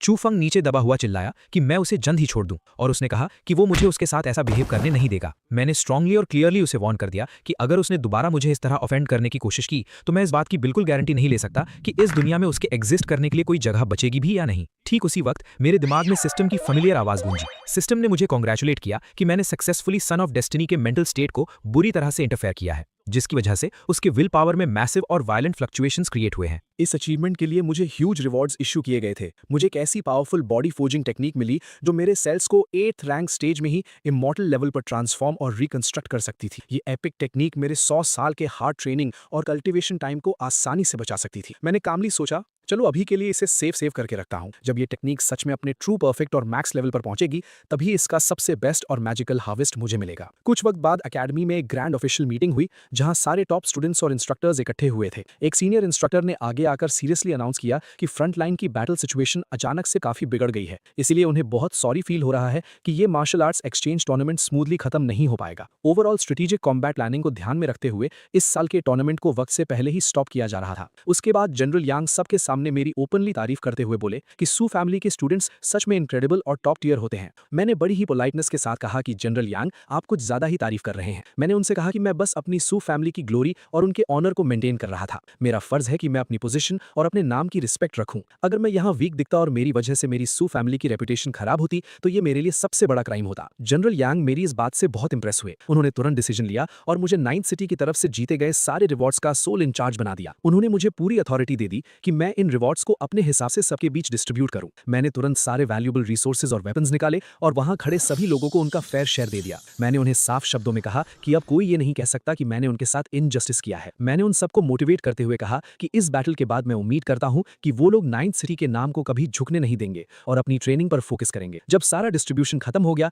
तो एक कमांडर आगे आया और उसने सबको ऑर्डर दिया कि अब सब अपने अपने आइटम्स पैक कर लें और 9th सिटी वापस लौटने की तैयारी कर लें। उन्होंने बताया कि वापस जाने के बाद सबको अपनी इंडिपेंडेंट ट्रेनिंग और मिशंस पर जाने की फ्रीडम मिल जाएगी। मुझे वहां किन जनरल ने एक बहुत ही रेयर और स्पेशल पास दिया। उन्होंने मुझे वार्न किया कि ये पास बहुत ही इंपॉर्टेंट है और मुझे इसे बहुत संभाल कर रखना होगा क्योंकि ये मुझे रिस्ट्रिक्टेड एरियाज में एंट्री देगा। मैंने उन्हें थैंक यू बोला और कहा कि हम 3 महीने बाद जरूर मिलेंगे। किसी ने पूछा कि मैं फाइनली 5th सिटी की तरफ क्यों जा रहा हूं, तो एक ऑफिसर ने उन्हें बताया कि मैं ह्यूमैनिटी के डिफेंस लाइन के सबसे आगे वाले हिस्से पर जा रहा हूं जहां एलियन रेसेस का सबसे बड़ा खतरा है। चू फेंग अभी भी जमीन पर गुस्से से अपने दांत पीस रहा था। उसके दिल में मेरे लिए एक आग जल रही थी और वो सोच रहा था कि फ्रंट लाइंस पर सिर्फ मैं ही अकेला हीरो नहीं बनूंगा। उसका घमंड उससे कह रहा था कि जब वो अपनी फुल पावर के साथ वापस आएगा तो वो मुझे मेरे गॉड लाइक पेडेस्टल से नीचे गिरा देगा और मुझे घुटनों पर ला देगा। मैं जल्दी ही ट्रैवल करके 5th सिटी के मेन मिलिट्री कैंप में पहुंचा। वहां गार्ड्स ने मुझे रिस्पेक्ट के साथ ग्रीट किया और अंदर जाने का रास्ता दिखाया। जब मैं कमांडर टेंट के अंदर घुसा तो मेरे सामने का सीन देखकर मेरा दिल एकदम से भारी हो गया। वहां चेयर पर मेरे फादर जनरल सू लॉन्ग बैठे थे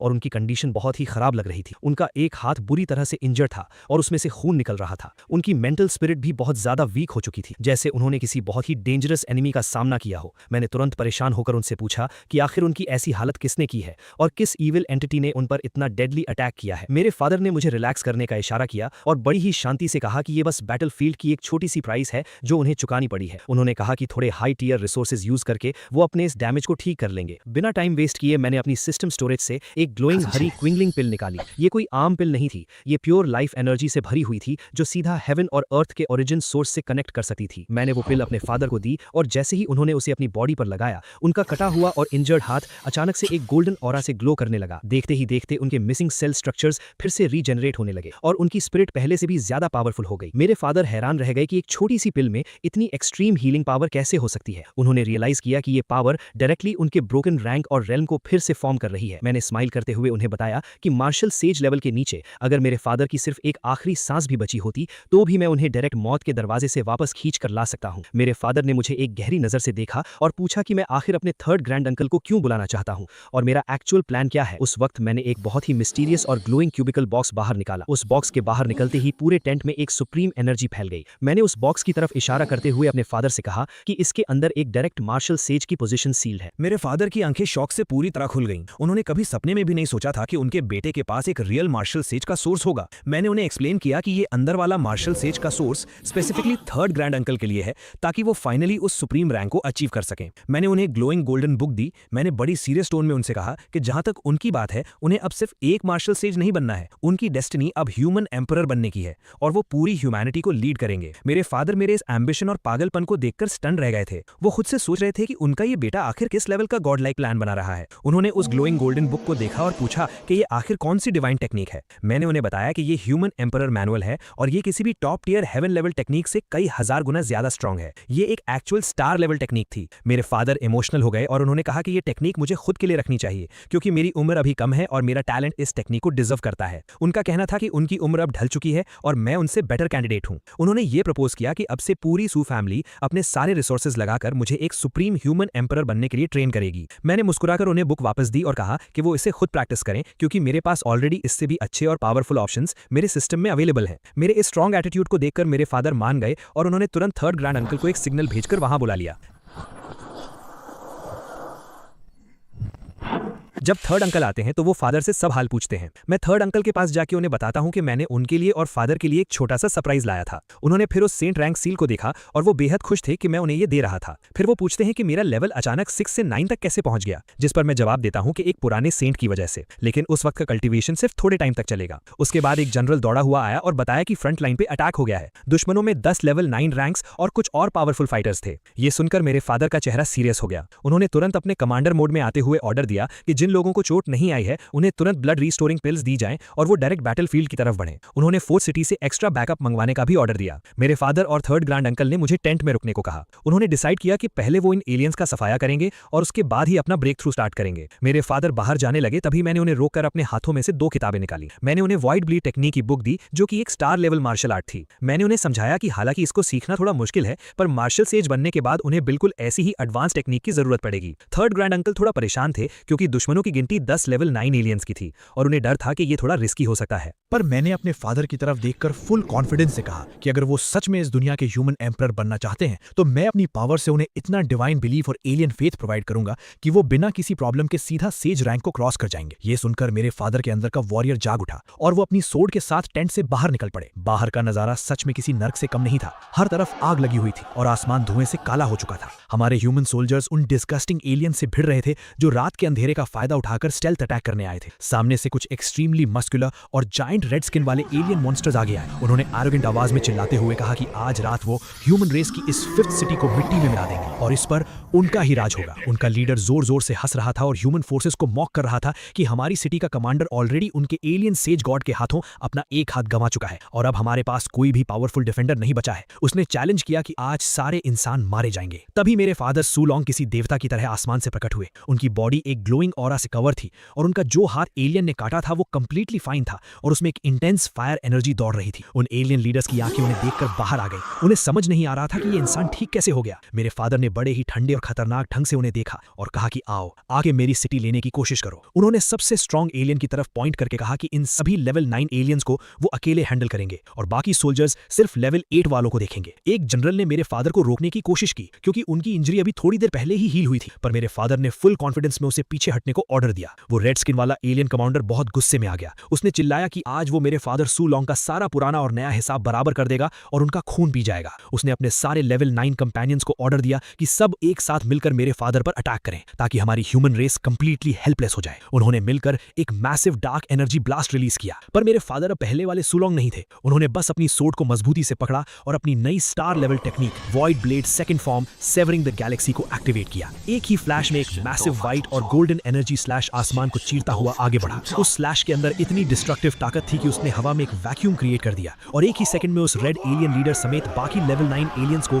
उनके वेपन्स के साथ 2 टुकड़ों में काट के रख दिया। उनकी बॉडीज ब्लास्ट हो गई और खून की बारिश होने लगी। वो dark energy attack completely shatter हो गया। वो एलियन लीडर जमीन पर गिरा और मरने से पहले हैरानी से चिल्ला रहा था कि ये इम्पॉसिबल है। एक नॉर्मल इंसान इतना पावरफुल और डोमिनेंट कैसे हो सकता है जब तक कि वो एक एक्चुअल सेज गॉड न बन गया हो। मेरे फादर उसके पास चले गए और बड़े काम टोन में उसके मुंह पर थूकते हुए बोले कि हालांकि वो अभी तक मार्शल सेज नहीं बने हैं, पर उन जैसी वीक मुर्गियों और कीड़े मकोड़ों को क्रश करने के लिए उन्हें कोई एक्स्ट्रा ऑर्डिनरी पावर की जरूरत नहीं है। वो एलियन अभी भी एरोगेंट था और बोल रहा था कि 2 दिन के अंदर उनकी एलियन रेस के 2 नए सेज गॉड्स यहां आएंगे और सारी ह्यूमन रेस को जिंदा जला देंगे। मेरे फादर ने उसके बाकी बचे सिर को काटते हुए कहा कि उन्हें पहले नरक में जाकर वेट करना चाहिए, क्योंकि बहुत जल्द उनके वो सेज गॉड्स भी वहीं आने वाले हैं। आसपास खड़े ह्यूमन सोल्जर्स इस God like display of power को देखकर पागल हो गए थे। वो जोर जोर से चिल्लाने लगे कि उनके सिटी लॉर्ड सच में इनविंसिबल हैं और उनकी पावर डायरेक्टली हेवेंस को छू रही है। सोल्जर्स कंटिन्यूअसली चेंगजू वान सुई, चेंगजू वुडी का नारा लगाने लगे। तभी मेरे फादर के आसपास का एनवायरनमेंट कंप्लीटली बदल गया। एक प्योर और सेक्रेड ऑरिजिन लाइट आसमान से नीचे आई और उनकी बॉडी के आसपास एक मैसिव गोल्डन फैंटम ड्रैगन घूमने लगा। ये वो प्योर ह्यूमन एम्परर की ऑराज थी और मार्शल आर्ट्स का एक्सट्रीम लेवल था।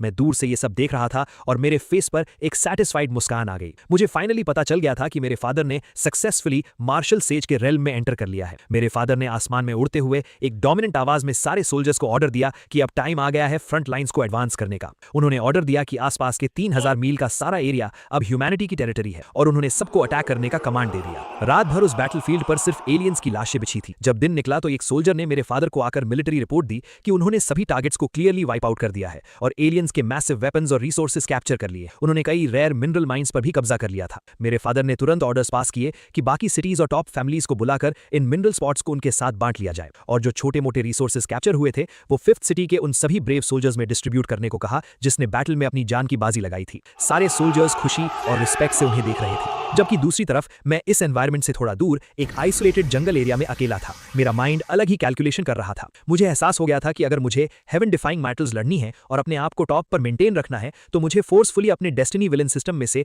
और विलन पॉइंट्स कमाने होंगे और खुद को कंटिन्यूअसली अपग्रेड करना होगा, वरना फ्यूचर के हाईएस्ट टीयर डेथ मैचेस में मेरी एग्जिस्टिंग पावर जल्द ही फेल हो जाएगी। मैं खुद पर थोड़ा हंस रहा था कि मैंने आज कितना बड़ा गैम्बल खेला है। मैंने अपनी मुट्ठी कसकर एक डिमोनिक एनर्जी का ऑर्ब अपने हाथों में महसूस किया। मैंने अपने सिस्टम स्टोर को ओपन किया और वहां से एक ही हुआ जी जाई तियान मोजिंग नाम का एक स्पेशल लिमिटेड टाइम सेल वाली सुप्रीम आइटम परचेज की। वो एक ब्लैक डिमोनिक बुक मेरी इन्वेंट्री से मेरी बॉडी में आ गई और मेरी स्किन के ऊपर से पर्पल लाइटनिंग्स निकलने लगी। मेरी आंखों के अंदर उस सिस्टम की वजह से एक खून जैसी लाल ग्लो आ गई। एक मैसिव डार्क घोस्ट फैंटम मेरे पीछे खड़ा हो गया था। मैंने एक गहरी सांस ली और अपने चेस्ट में एक पावरफुल डेमोनिक हार्ट की बीट को फील किया। मैं समझ गया था कि चाहे मेरी ओरिजिन या बैकग्राउंड कुछ भी हो, पर कोई भी सुपरनैचुरल पावर मेरे स्टेप्स को रोक नहीं सकती। मैं जोर से आसमान की तरफ देखकर हंसा और मैंने प्रॉमिस किया कि अगर हेवन मुझे इस पूरे यूनिवर्स का हीरो और प्रोटैगनिस्ट बनने का हक नहीं देता तो मुझे कोई इशू नहीं है। मैं इस सारे हेवन और अर्थ का सबसे टेरिफाइंग और अनमैचेबल डेस्टिनी विलन बनूंगा, जिसके आगे सारे सन ऑफ डेस्टिनी अपने घुटने टेकेंगे। मुझे फ्रंट लाइन से लाखों लोगों के चैंट्स सुनाई दे रहे थे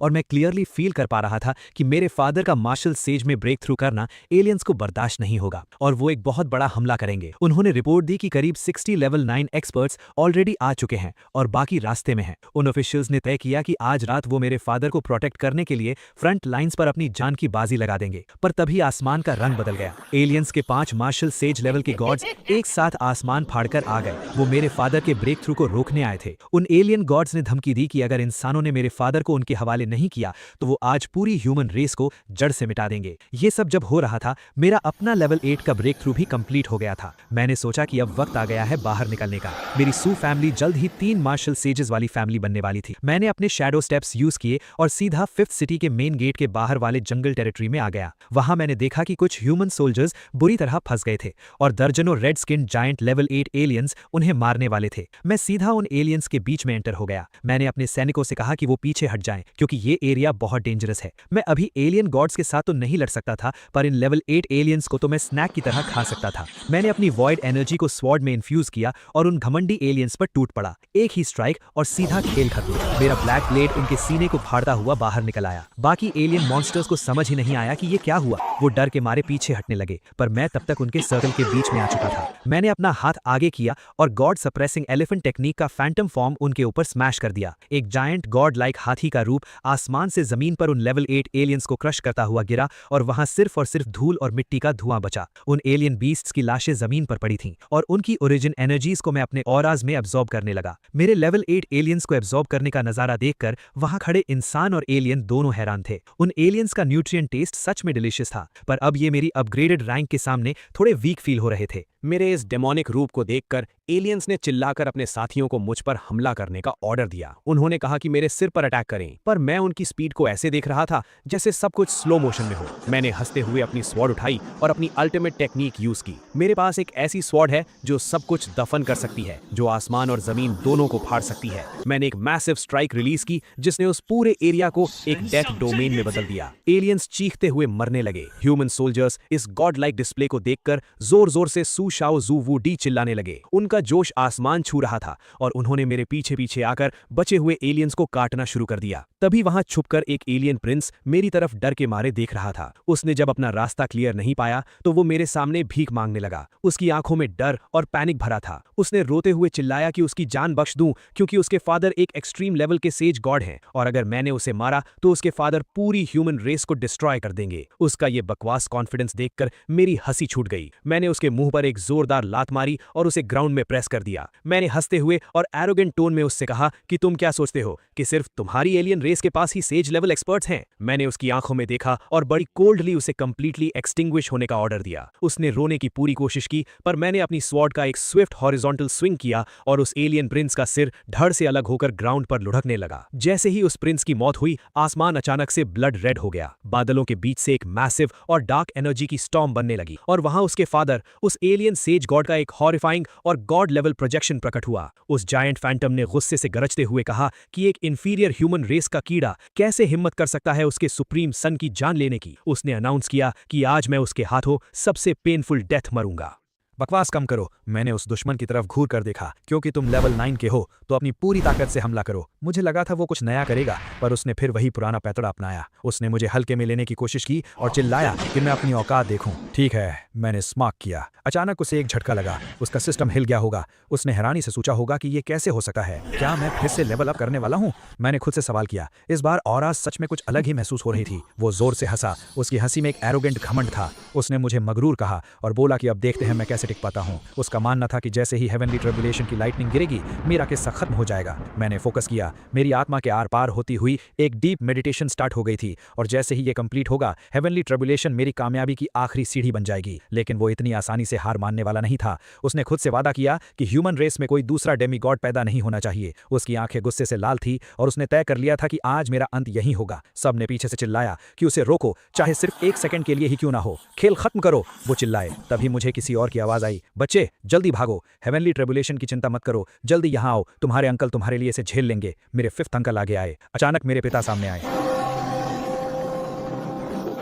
मेरे बेटे सुयू के हेवनली ट्रिब्यूलेशन के बीच में हमला करने की हिम्मत कैसे हुई और मेरे 5th अंकल के खिलाफ दुश्मनी दिखाने की? फादर ने उसे पकड़कर पूछा कि वो अपना अंत कैसे चाहते हैं। उसके होश उड़ गए। उसकी आंखों में डर साफ दिख रहा था। वो बड़बड़ाने लगा कि होली गॉड रेल्म नामुमकिन है। पिता ने उसे गर्दन से पकड़ा। तुम्हारी हिम्मत तो देखो, एक लेवल 9 होकर भी तुम यहाँ आकर बैटलफील्ड मैटर्स में दखल देने आए हो। तुम्हें क्या लगता है तुम तीनों जीत जाओगे? होली गॉड, मुझे माफ कर दो, मेरी जान बख्श दो, वो गिड़गिड़ाने लगा। लेकिन मेरे पिता ने उसे जान से मार दिया। पिताजी ने 5th अंकल की तरफ देखकर सॉरी कहा क्योंकि वो अपने ओरिजिन पाथ को स्टेबलाइज करने में बिजी थे और टाइम पर नहीं आ सके थे। 5th अंकल की खुशी का ठिकाना नहीं था। उन्होंने गर्व से कहा कि आखिरकार तुम एक मार्शल सेज बन गए और अब हमारी सू फैमिली में 2 मार्शल सेज हैं। पिताजी ने उन्हें आराम करने को कहा और युद्ध का कमांड अपने हाथों में ले लिया। उन्होंने सभी सोल्जर से कहा कि उन्होंने बहुत सहा है और अब हम काउंटर अटैक शुरू करके अपनी चीजें वापस लेंगे। सभी ने नए मार्शल सेज को प्रणाम किया। एक वॉरियर ने पिताजी से पूछा कि बाकी के मार्शल सेज कहाँ हैं।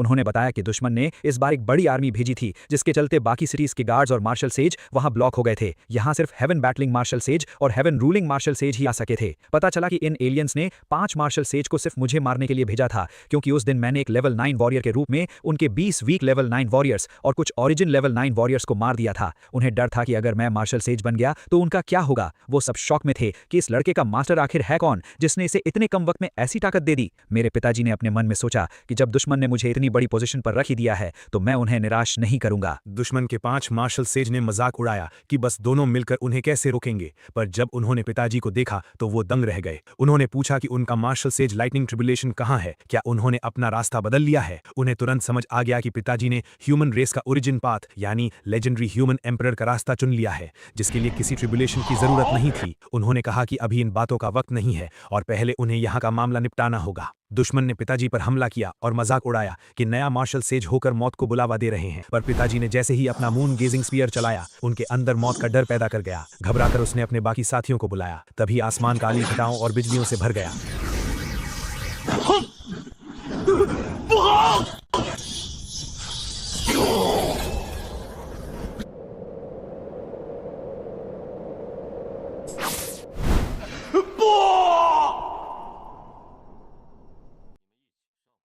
किसी ने पूछा कि ये मार्शल सेज लाइटनिंग ट्रिब्यूलेशन मेरी वजह से आई है क्या। तभी थर्ड अंकल ने दहाड़ते हुए कहा कि ये लाइटनिंग ट्रिब्यूलेशन मेरी है और किसको इससे प्रॉब्लम है, वो भी किस्मत से ब्रेक थ्रू कर चुके थे। पिताजी ने थर्ड अंकल से कहा कि आप आराम से ब्रेक थ्रू कीजिए, जब तक मैं यहाँ हूँ कोई आपको मार्शल सेज बनने से नहीं रोक सकता और सू फैमिली के राइज को कोई नहीं रोक पाएगा। दुश्मन पागल हो गए और ह्यूमन रेस को नया मार्शल सेज पैदा करने से रोकने के लिए चीखने लगे। मैंने खुद को फोकस किया और याद किया कि जब मैं एक level 7 heaven soul grand master का लाइटनिंग ट्रिब्यूलेशन ले रहा था तो मेरा बॉडी ऑफ डिस्ट्रक्शन सिर्फ शुरुआती स्टेज पर था, पर अब इस विशाल लाइटनिंग ट्रिब्यूलेशन सी के साथ मैं छोटी सक्सेस तक पहुंच सकता था। जैसे जैसे आसमान से बिजली गिरती मेरे सेल्स और मजबूत होते गए। मेरा प्रिंसिपल साफ था, जितना मजबूत दुश्मन उतना ही ताकतवर मैं बनूंगा। ग्लेज्ड एंशिएंट सिटी के ब्लड और की अपनी जगह पर थे और अब इस युद्ध को खत्म होना था। फैमिली सीनियर्स गर्व से चिल्ला उठे कि आज हमारी सू फैमिली में 3 मार्शल सेज हैं और अब हमारी सू फैमिली सच में एक बड़ा राइज देखेगी। सब ओवरजॉयड हो गए थे, लेकिन बीच में थर्ड ग्रैंड अंकल डीमन से भिड़ रहे थे। दुश्मन का एक एलियन का असैसिनेशन फेल हो गया। वो सब घबरा गए और उन्होंने रिट्रीट करने का ऑर्डर दे दिया। जाते हुए उन्होंने धमकी दी कि जब उनका क्लैन लीडर आजाद होगा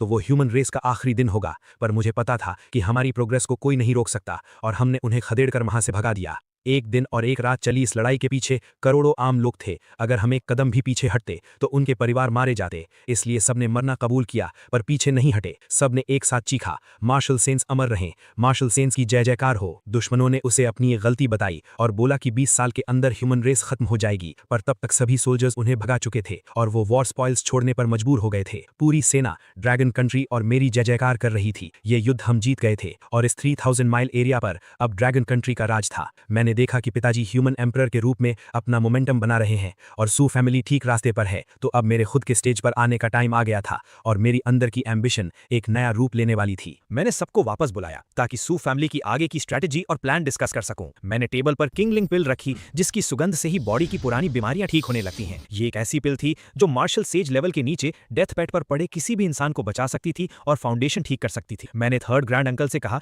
कि ये पिल आपकी पुरानी सारे नुकसान ठीक कर देगी, क्योंकि सू फैमिली के 5 ड्रैगन्स में से किसी को भी पीछे नहीं छूटना चाहिए। उन्होंने इमोशन के साथ कहा कि 20 साल से उन्होंने मुझे एक बच्चे से एक महान आदमी बनते देखा है। मैंने उन्हें बताया कि अब पिताजी ह्यूमन एम्परर ओरिजिन पाथ पर हैं और हमें बहुत कुछ आगे बढ़ाना है। मैंने उन्हें वॉइड सेबर टेक्निक और डेथ बरियल सेबर टेक्निक की ओरिजिनल कॉपीज दी, जो स्टार लेवल वेपन्स थे और सू फैमिली की गॉड डिस्ट्रॉइंग सेबर टेक्निक की जगह ले सकते थे। मैंने सजेस्ट किया कि पिताजी पुरानी अर्थ लेवल और हेवन लेवल टेक्निक्स को ड्रैगन कंट्री के लोगों के लिए फ्री में पब्लिक कर दें, ताकि सब मार्शल आर्ट सीख सके और पिताजी को एक अच्छा नाम मिल सके। निहॉन और हैफी के गद्दारों के बारे में भी डिस्कशन हुआ, जिन्होंने एलियंस के साथ मिलकर धोखा दिया था। उन दोनों एरियाज को डिस्ट्रॉय करने का ऑर्डर पास हुआ और मैंने भी इस अटैक में ज्वाइन करने की इच्छा जताई ताकि मुझे और ट्रेनिंग का मौका मिल सके। मीटिंग के बाद मैं अपने सबऑर्डिनेट से मिलने गया, जिन्हें मैंने पहले एक इंस्ट्रक्टर के जरिए रिक्रूट किया था। मैंने उन्हें साफ बताया कि आज से वो सब मेरे सूयू के डायरेक्ट सबऑर्डिनेट्स हैं और अगर किसी को प्रॉब्लम है तो वो अभी जा सकता है। पर उन सब ने मेरे प्रति पूरी लॉयल्टी दिखाई और बोला कि वो आज जो भी हैं मेरी वजह से हैं। मैंने इस लॉयल्टी के बदले उन्हें सू फैमिली की heaven level direct lineage technique सिखाने का वादा किया। उसमें heaven level god destroying sabre technique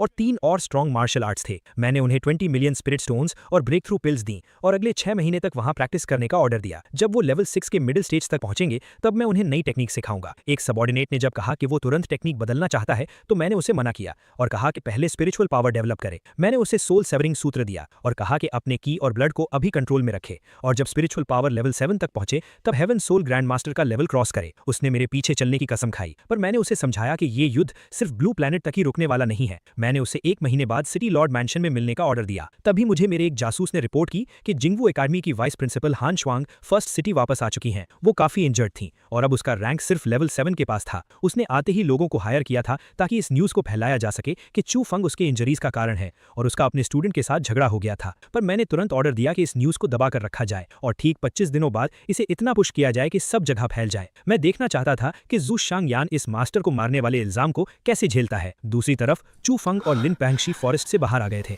उन्होंने पिछले 1 महीने में कड़ी मेहनत करके 98 pieces 7th rank beast cores collect कर लिए थे। लिन पैंगशी बहुत खुश थी। उसको लग रहा था कि अब वो जल्द ही 9th सिटी के रिटर्न्स बेस में सबमिट कर देंगे। रिजल्टिंग जाइड 6th रैंक के रिसोर्सेज पे अप्लाई किए जाएंगे। चू फैंग मुस्कुराया। उसने सोचा कि उसको किसी चीज की जल्दी नहीं है। वो अगले स्टेजेस और रिसोर्सेज पर टारगेट क्लोज करते हुए अपनी पावर्स को और बढ़ाएगा। उसका प्लान था कि लेवल पीक्स तक पहुंचे। उसी दौरान चू फैंग और लिन पैंशी फॉरेस्ट में शिकार कर रहे थे। Chu Fang level 7 beast cores collect कर चुका था ताकि वो 9th सिटी जाकर रिसोर्सेज एक्सचेंज कर सके और लेवल 6 लेट स्टेज तक ब्रेक थ्रू कर सके। वो और लिन पैंशी परफेक्ट कपल होने का ढोंग कर रहे थे और चू फैंग जल्द ही ग्रैंड मास्टर ब्रेक थ्रू का दिखावा करके न्यू एरा अलायंस का लीडर बनने का प्लान बना रहा था। वहां दूसरी तरफ हान श्वांग एक अनजान जगह पर फंसी थी और चिल्ला रही थी कि उनका पूरा प्लान बर्बाद हो गया और वो इस मौत के पिंजरे में एक भटकती आत्मा नहीं बनना चाहती थी। मैंने उनकी ये बेचैनी देखी और अपने आदमियों को ऑर्डर दिया कि उसे 9th सिटी वापस ले आओ। सिटी आते ही हान श्वांग ने बड़ा हंगामा मचाया। वो जिंगवू एकेडमी की वाइस प्रिंसिपल का रौब झाड़ रही थी कि फर्स्ट सिटी में बिना लेवल 9 के उड़ना मना है, फिर भी वो क्यों नहीं उड़ सकती। पर गार्ड्स ने उसकी सुनी नहीं। मैंने अपने आदमियों को ऑर्डर दिया कि सारे ब्लॉग्ड एविडेंस अब बाहर निकाल दें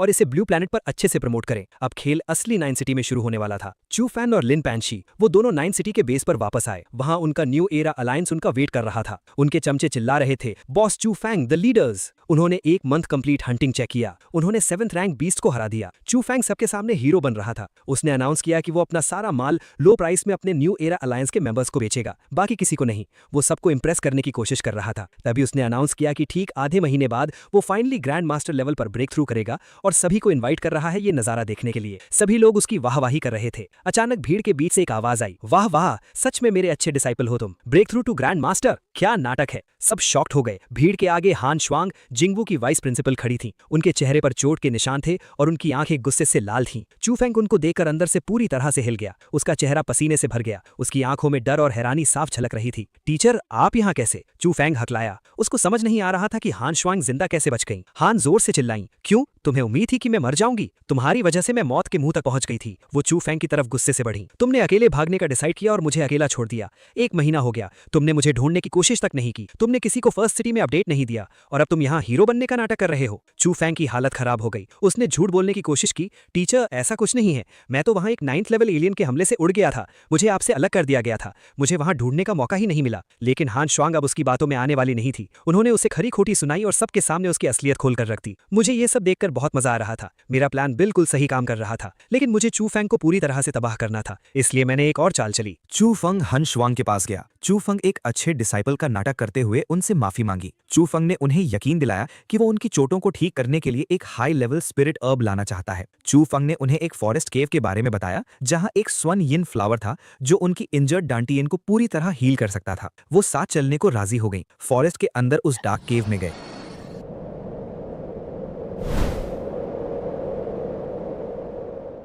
वहां एक जायंट 7th लेवल स्नेक उस फ्लावर को गार्ड कर रहा था। चू फंग ने अपनी स्वॉर्ड निकाली और स्टार लेवल स्वॉर्ड स्किल्स का यूज करके उस स्नेक पर अटैक किया। चू फंग ने स्नेक को उलझा के रखा और हन श्वांग को फ्लावर लेने का इशारा किया। जैसे ही हन श्वांग ने वो फ्लावर उठाया, वो खुशी से मुस्कुराई, ये सोचकर कि अब उनकी पावर्स वापस आ जाएंगी। लेकिन यही मेरे असली खेल का वक्त था। असल में मैं उसका रूप लिए हुए था। अब जब रात हुई तब मैंने अपना अगला खेल शुरू कर दिया। मैंने अचानक से अपनी स्वॉर्ड घुमाई और बिना कोई मौका दिए सीधे हन श्वांग के सीने में उतार दी। वो झटके से पीछे गिरी। उनके मुंह से खून निकलने लगा। उन्होंने मुझे चू फंग समझते हुए गुस्से और दर्द में कहा कि मैं बहुत कमजोर हूं और उनका लेवल अभी भी मुझसे हाई है। मैंने अपनी असली पहचान छुपाए रखते हुए स्मर्क किया और चू फंग की ही ही आवाज में कहा कि ये उनका भ्रम है। मैंने उन्हें बताया कि वो अब बचने वाली नहीं है। उन्होंने अपनी आखिरी सांस तक मुझसे लड़ने की कोशिश की, पर वो बहुत कमजोर हो चुकी थी। मैंने बिना किसी रहम के उनका काम तमाम कर दिया। अब असली चू फेंग पर अपनी ही टीचर का खून करने का सबसे घिनौना इल्जाम लगने वाला था और पूरी दुनिया में कोई भी उसे बचा नहीं पाएगा।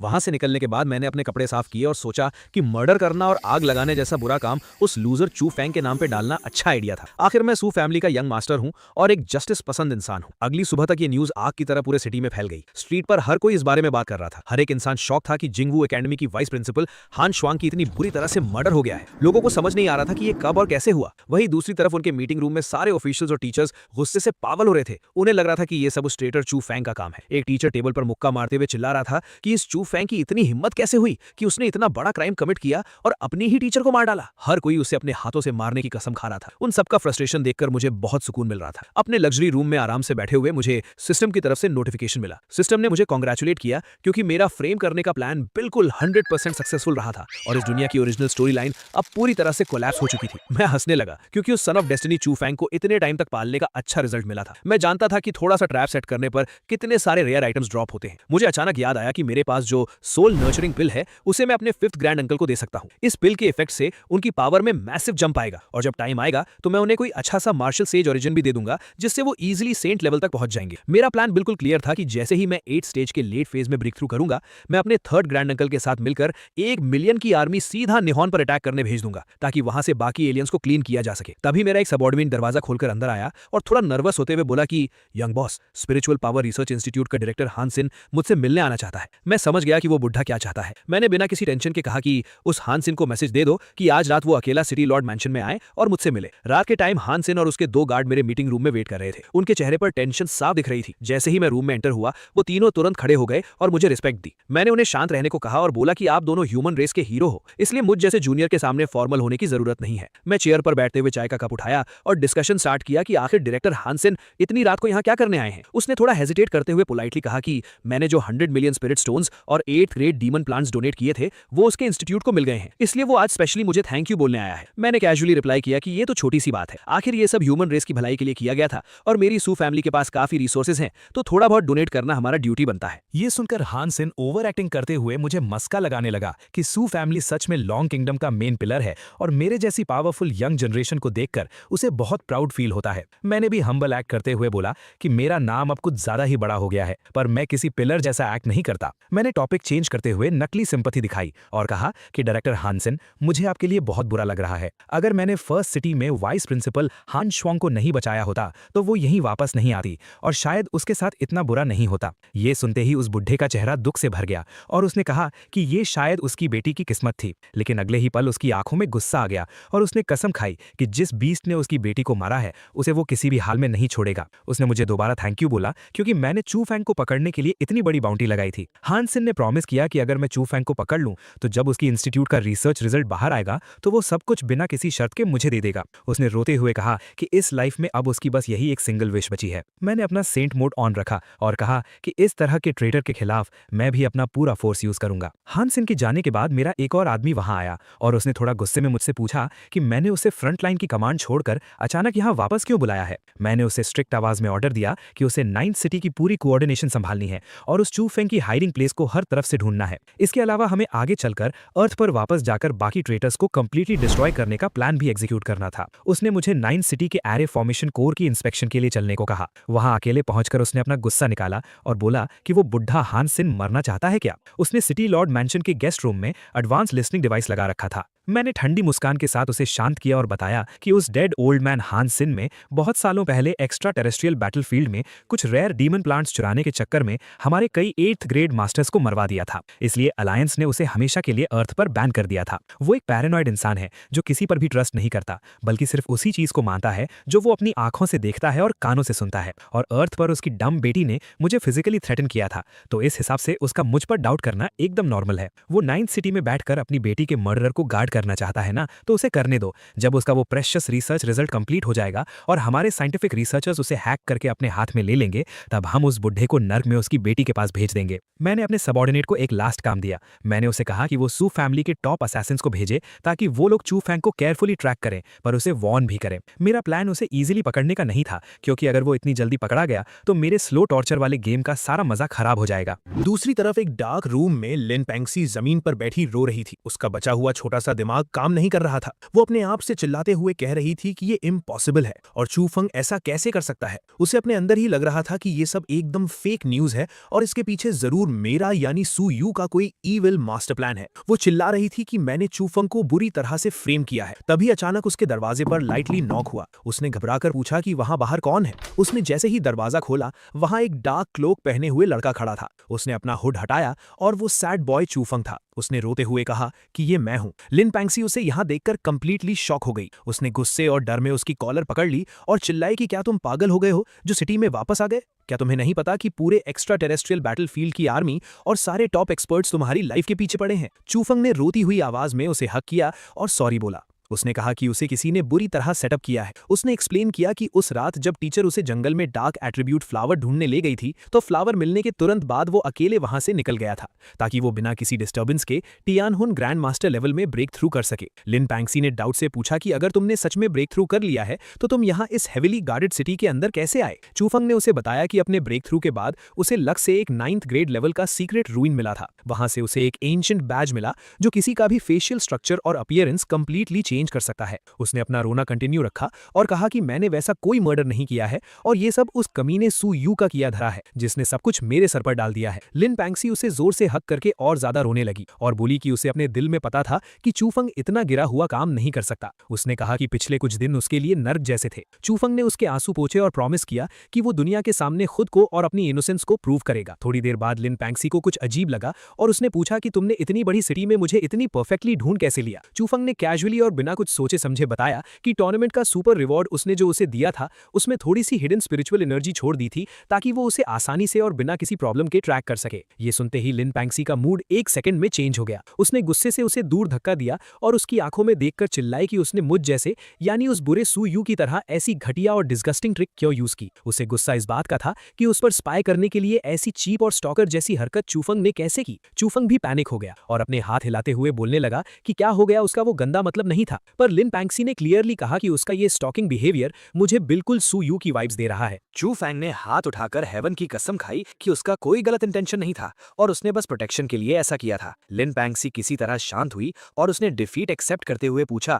कि अब उनका नेक्स्ट प्लान क्या है। आखिर उनके पास खुद को इनोसेंट प्रूव करने के लिए एक भी सॉलिड प्रूफ नहीं है और यहाँ तक कि टीचर के फादर भी असली किलर को नहीं ढूंढ पाए हैं। चू फैंग की आंखों में क्रेजी ग्लो आया। उसने अपना प्लान समझाते हुए कहा कि हमें यहाँ पर रुकना नहीं चाहिए। हम सिटी से बाहर निकलकर सीधा मॉन्स्टर फॉरेस्ट के डीप डेंजर जोन में जाएंगे। वहां वो उन दोनों की प्रेजेंस को पूरी तरह से हाइड कर लेगा जिससे कोई उन्हें ट्रेस नहीं कर पाएगा। उसने उसे थोड़ा और क्लोज करते हुए बताया कि उसे एक हेवन ब्रेकिंग लेवल का सीक्रेट पता है। लिन पैंगसी शॉक थी। चू फैंग ने स्लो आवाज में कहा कि ये सीक्रेट मार्शल गॉड लेवल से भी अपर टियर का है। उसने कहा कि ये सब उसे उसके डेड मास्टर ने बताया था। अगर उसके पास 9th ग्रेड की फोर्स आ जाए तो वो टॉप टियर केव को फोर्सफुली ओपन कर सकता है और अगर एक बार उसे वहां की गॉड लेवल लेगेसी मिल गई तो वो मार्शल सेज लेवल के पीक पर पहुंच जाएगा और फ्यूचर में मार्शल गॉड को भी क्रॉस कर लेगा। उसने एक बड़ा सा मैप ओपन किया और पॉइंट करके एक्सप्लेन किया। उसने बताया कि नॉर्थ डायरेक्शन में एलियन टेरिटरी है और ईस्ट में हमारी ह्यूमन अलायंस की लैंड है। वेस्ट में एक एंडलेस और डेडली मॉन्स्टर फॉरेस्ट है, जबकि साउथ का एरिया डेंजरस डीमन प्लांट्स के कंट्रोल में है। उनका प्लान था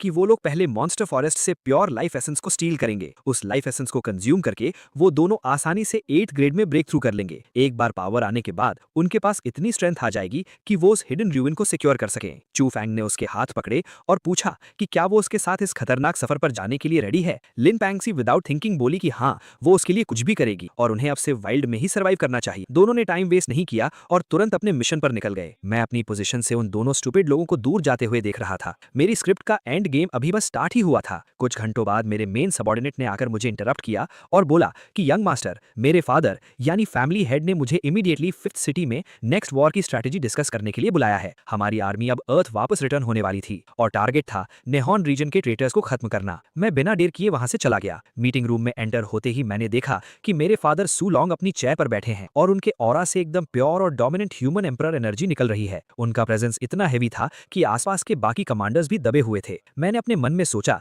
कि अगर लॉन्ग किंगडम का मार्शल आर्ट्स वर्ल्ड ऐसे ही फास्ट रेट से ग्रो करता रहा तो मेरे फादर अगले ही 2 साल के अंदर half step martial god realm को आसानी से एंटर कर लेंगे। मेरे फादर ने मैप की तरफ देखते हुए डिटेल में एक्सप्लेन किया। उन्होंने बताया कि जब हम लोग नेहॉन पर मैसिव अटैक करेंगे तो अर्थ के डिफेंस का चार्ज मेरे थर्ड ग्रैंड अंकल संभालेंगे, जबकि हमारी अलायंस फोर्सेज में बाकी सुपर पावर्स भी अपनी हैवी मिलिट्री सपोर्ट देंगी। हमारी सीक्रेट इन्वेस्टिगेशन से कंफर्म हो चुका था कि निहॉन टेरिटरी को करंट में शेंडाई फैमिली रूल कर रही है। उनके नीचे 3 और बड़ी सबसर्विएंट फैमिलीज थीं जिन्होंने पूरे देश को एक टाइट लॉकडाउन में रखा हुआ था। उन दरिंदों ने अपने ही नॉर्मल इनोसेंट सिटीजन्स को एज अ सैक्रिफाइस यूज करना शुरू कर दिया था ताकि एक्स्ट्रा टेरेस्ट्रियल एलियन रेस को डार्क पोर्टल के थ्रू बुला सके। अलायंस के जनरल्स ने सजेस्ट किया कि हमें पहले उनकी तीनों आउटर फैमिलीज को धीरे धीरे खत्म करना चाहिए और उसके बाद शेंडाई फैमिली के मेन बेस पर फाइनल असॉल्ट करना चाहिए। मैंने तुरंत टेबल पर हाथ रखकर मना किया और कॉन्फिडेंट आवाज में बोला कि नहीं, हमें डायरेक्ट फ्रंटल अटैक करना चाहिए। उनकी आउटर फैमिलीज अपने आप रिट्रीट करके सेंटर को डिफेंड करने आएंगी ही। अगर हमने अपनी फोर्सेस को उन आउटर लोकेशंस पर स्प्रेड कर दिया तो पावर डिवाइड होगी और उन्हें तैयारी करने का टाइम मिल जाएगा। ये सुनकर एक ओल्ड कमांडर ने ऑब्जेक्शन करते हुए कहा कि डायरेक्ट अटैक से हमारी साइड में कैजुअलिटीज बहुत मैसिव हो सकती हैं, पर मैंने ईवल स्माइल के साथ कॉन्फिडेंटली जवाब दिया कि मेरे पास उनका शील्ड और डिफेंस अरे ब्रेक करने का सॉलिड मेथड है। हमें बस अपनी पूरी फोर्स उनके शेंडाई बेस पर कॉन्सेंट्रेट करनी है। मेरे फादर ने गर्व से मेरी तरफ देखा और जनरल से कहा कि अगर इस यंग बॉय ने चैलेंज लिया है तो हो सकता है वो अरे जिसे पूरे देश को मेल्ट करके बनाया गया है एक बेकार जोक बनकर टूट जाए। उन्होंने सबको ऑर्डर दिया कि हमारा फोकस शेंडाई बेस पर ही होगा। साथ ही मेरे फादर ने मुझे सीरियस वार्निंग देते हुए कहा कि बेटा याद रखना, हमारे सोल्जर्स की लाइफ के साथ किसी भी तरह का क्रूअल गेम मत खेलना। अगर बैटल में एक्स्ट्रा टाइम लगता है तो कोई इशू नहीं, पर हमारे फाइटर्स की जान बिना मतलब नहीं जानी चाहिए। मैंने उन्हें अश्योरेंस दी कि मैं बिना सोचे समझे एक्सट्रीम डेंजर वाला रास्ता नहीं लूंगा। एक बार डिसीजन लॉक हो गया तो सबने अपनी रेस्पेक्टिव आर्मीज को रेडी करना स्टार्ट कर दिया। मेरा टास्क अरे ब्रेक करना और सिविलियंस को रेस्क्यू करना था। मैं टेंट से खुशी से बाहर आया। बाहर आकर मैंने अपनी फौज की तरफ देखा और एक स्ट्रॉन्ग वॉइस में कमांड दी कि सारे ब्रेव सोल्जर्स मेरे साथ आगे बढ़ें। हम वापस अपने होम प्लैनेट पर जा रहे हैं उन ट्रेटर्स को मिटाने। बाद में मेरे थर्ड ग्रैंड अंकल पोर्टल से बाहर आए और कहा कि पैरों के नीचे हमारी मदरलैंड है और ठीक सामने वो धोखेबाज शेंडाई फैमिली है जिसने हमारी रेस को बेच दिया। आज से सू फैमिली उनसे हर एक खून के कतरे का हिसाब लेगी। दूसरी तरफ हमारे हेडक्वार्टर्स में सारी प्रिपरेशंस चेक हो रही थी। कमांडर रिपोर्ट कर रहा था कि हमारी मिलिट्री डेयर A to Z रेडी है और बस 3 दिन के अंदर हमारे मेगा एयरक्राफ्ट कैरियर्स निहॉन के सी स्पेस में पहुंच जाएंगे। माओक्शियोंग के कमांडर ने भी अपडेट दिया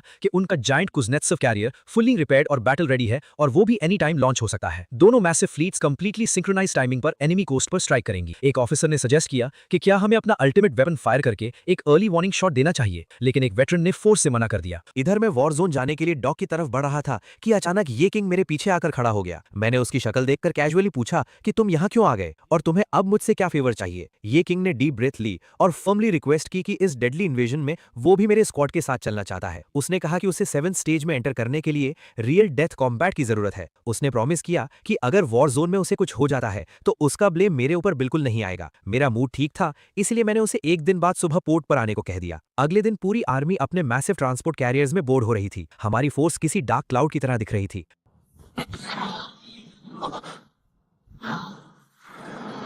मैं और ये किंग मिलके एक साथ उड़ के वहां पहुंच गए। शिप पर मेरे थर्ड ग्रैंड अंकल ने कंप्लेन करना शुरू कर दिया कि तुम इस वीक ये किंग को अपने साथ क्यों ना रहे हो। अगर इस ब्रूटल बैटल में इसे जरा सा भी स्क्रैच आ गया तो उसकी फैमिली वाले हमारा दिमाग खा जाएंगे और डैमेज कंट्रोल के नाम पर कई मिलियन स्पिरिट स्टोन्स मांगेंगे। मैंने हंसते हुए आगे देखा और बोला कि अगर ऐसी माइनर फाइट में वो लोग खुद को बचा नहीं सकते तो किस मुंह से खुद को टॉप टीयर जीनियस कहते हैं। ग्रैंड अंकल ने फाइनली गिव अप कर दिया और साय करते हुए बोला ठीक है जो करना है करो, बट अलर्ट रहना। इसके बाद मैंने ये किंग और घूरते हुए वार्न किया कि अपना कल्टीवेशन शार्प रखना, क्योंकि डेस्टिनेशन आने में बस 2 दिन और 1 रात बाकी है। आखिरकार लंबे ओशन सफर के बाद हम उस डैम्ड निहॉन टेरिटरी पर फिजिकली पहुंच गए, पर सामने का व्यू किसी जिंदा नर्क जैसा था। ऐसी लैंड जहां लाइफ होनी चाहिए थी बिल्कुल डेड और एम्प्टी थी। ब्लड एनर्जी हवा में एकदम थिन थी। इतनी बड़ी मेट्रोपोलिस सिटी में 500,000 लोगों को उन डेविल्स ने बिना रहम के कंप्लीट सैक्रिफाइस कर दिया था, जिससे हवा में एशेज उड़ रहे थे। कमांडर ने आकर अपडेट दिया कि एरे अभी टूटा नहीं है और इसके अंदर अटैक करना सुसाइड जैसा होगा। मेरे थर्ड ग्रैंड अंकल ने मेरे पास आकर मुझे एडवाइस दी कि बच्चे अपनी औकात से बढ़ बढ़कर रिस्क मत लेना। ये डिफेंस किसी छोटे मोटे मेज का नहीं,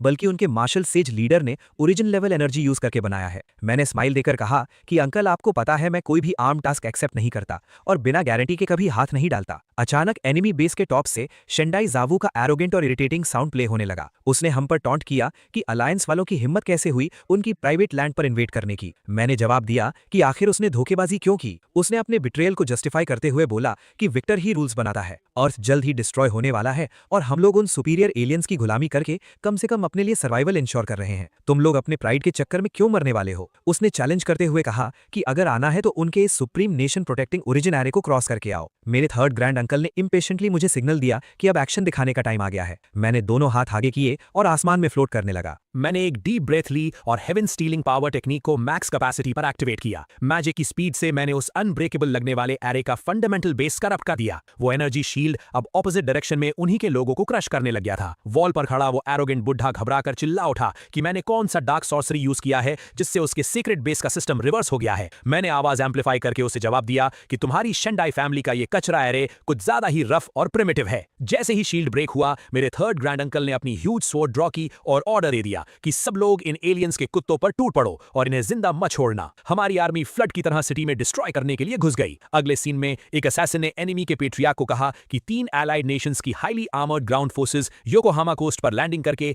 मैक्सिमम 20 मिनट के स्ट्रिक्ट टाइम फ्रेम के अंदर फास्ट स्ट्राइक फोर्सेस डायरेक्टली उनके हार्ड जोन यानी टोक्यो बॉर्डर पर स्ट्राइक कर देंगी। पेट्रियार्क एक डेमोनिक सेशन कंडक्ट कर रहा था। वो सेटिस्फाई होकर हंस रहा था कि ब्लड पूल की रिक्वायरमेंट 99% कंप्लीट हो चुकी है। उसको कॉन्फिडेंटली बिलीव था कि जैसे ही वो सराउंडिंग टोक्यो रीजन्स के रिमेनिंग सिविलियंस का last drop of blood consume करेगा, वो डेफिनेटली अर्थ के लॉस को शैटर करके कंप्लीटली नया मार्शल सेज बन जाएगा। उसके सराउंडिंग वैसल्स ग्राउंड पर हेड टच करके उसे चीयर कर रहे थे और उसके सक्सेस होने की डार्क विशेस दे रहे थे।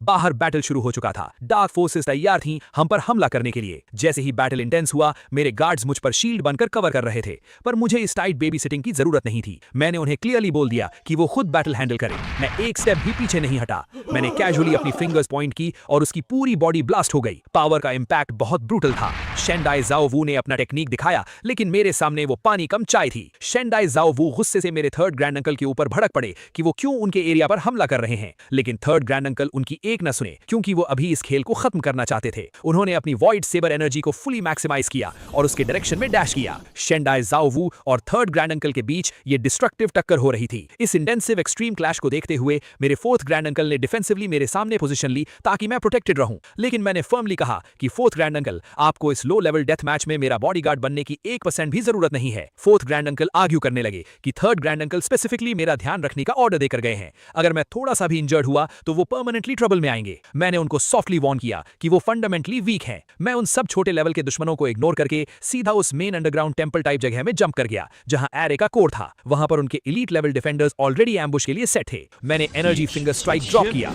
वो एक टेरिफाइंग इंपैक्ट अटैक था जिसके प्रेशर से फ्लोर सिंक हो रहा था। नीचे का जमीन पूरी तरह से तबाह हो गया था। 10,000 steps crossing martial art skill average destructive force है। मैंने उसकी एनर्जी एनालाइज की और सिंपली डिसाइड किया कि इस चीप गेम को यहीं एंड करना बेस्ट ऑप्शन है। मेरे पास एक super rare spine bone artefact available था। मैंने अपने दोनों हाथ उस पूल पर एम किए और डेमोनिक अट्रैक्शन स्टार्ट की। पूल का ब्लड वाटर स्पीड से कम होने लगा और वो डिवाइन बोन एक डेमोनिक रेड लाइट एमिट करने लगी। प्रोसेस कंप्लीट होते ही मेरे फेस पर एक ट्विस्टेड और सैटिस्फाइड स्माइल आ गई, क्योंकि फाइनल प्राइज मुझे ही मिलना था। उस वक्त बैटल के सेंट्रल जोन में एक कंप्लीटली एपिक डिस्ट्रक्शन चल रहा था। वहां मेरे फादर सू लॉन्ग की डायरेक्टली शेंडाई क्लैन के सुप्रीम लीडर के साथ टक्कर हो रही थी। मेरे फादर एक ट्रू बीस्ट मोड में थे और लगातार एक्सप्लोसिव स्लैशेस हिट कर रहे थे। उस बैटल में याओ किंग भी लड़ रहा था। मैंने अपने न्यू डेमोनिक टेक्निक को याओ किंग के ऊपर अपनाया।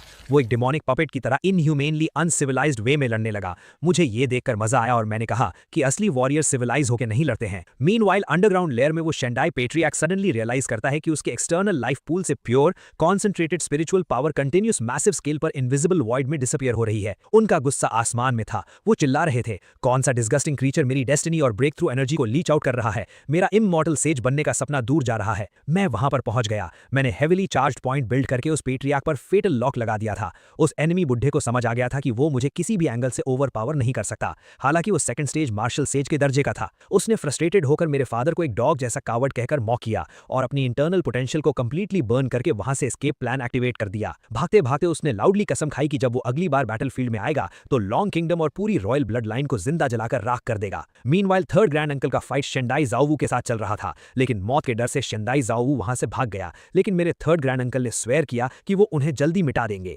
लेकिन नंदलेस वॉर ऑफिशियली एंड हो चुकी थी और रिजल्ट एक एब्सोल्यूट विक्ट्री था। मेरे थर्ड ग्रैंड अंकल ने अपनी स्वर्ड स्काईवर्ड्स पॉइंट करके सब सोल्जर्स को रिलैक्स और चीयर अप करने का ऑर्डर दिया। उन्होंने लाउड और रिस्पेक्टफुल वॉइस में सबको इंस्ट्रक्ट किया कि बैटल ग्राउंड को प्रॉपरली क्लीन किया जाए। हमारे जितने भी फियरलेस और ब्रेव सोल्जर्स इस कॉम्बैट में शहीद हुए थे, उनकी ग्लोरियस बॉडीज को फुल मिलिट्री ऑनर्स के साथ वापस लॉन्ग किंगडम ले जाया जाएगा ताकि उन्हें हमारे नेशनल मार्टियर सिमेट्री में रेस्ट मिल सके। और उन्होंने उन तमाम डॉग फेस ट्रेटर्स की तरफ देखते हुए फाइनल ऑर्डर पास किया कि इन कचरों को केरोसिन डालकर आग लगा दो और इनकी इंप्योरिटी वाली एशेस को हवा में पूरी तरीके से स्वीप कर दो। ये डायरेक्ट विक्ट्री कमांड पूरे बेस पेरीमीटर पर कंप्लीटली रिस्पेक्टफुली एक्सेप्ट की गई।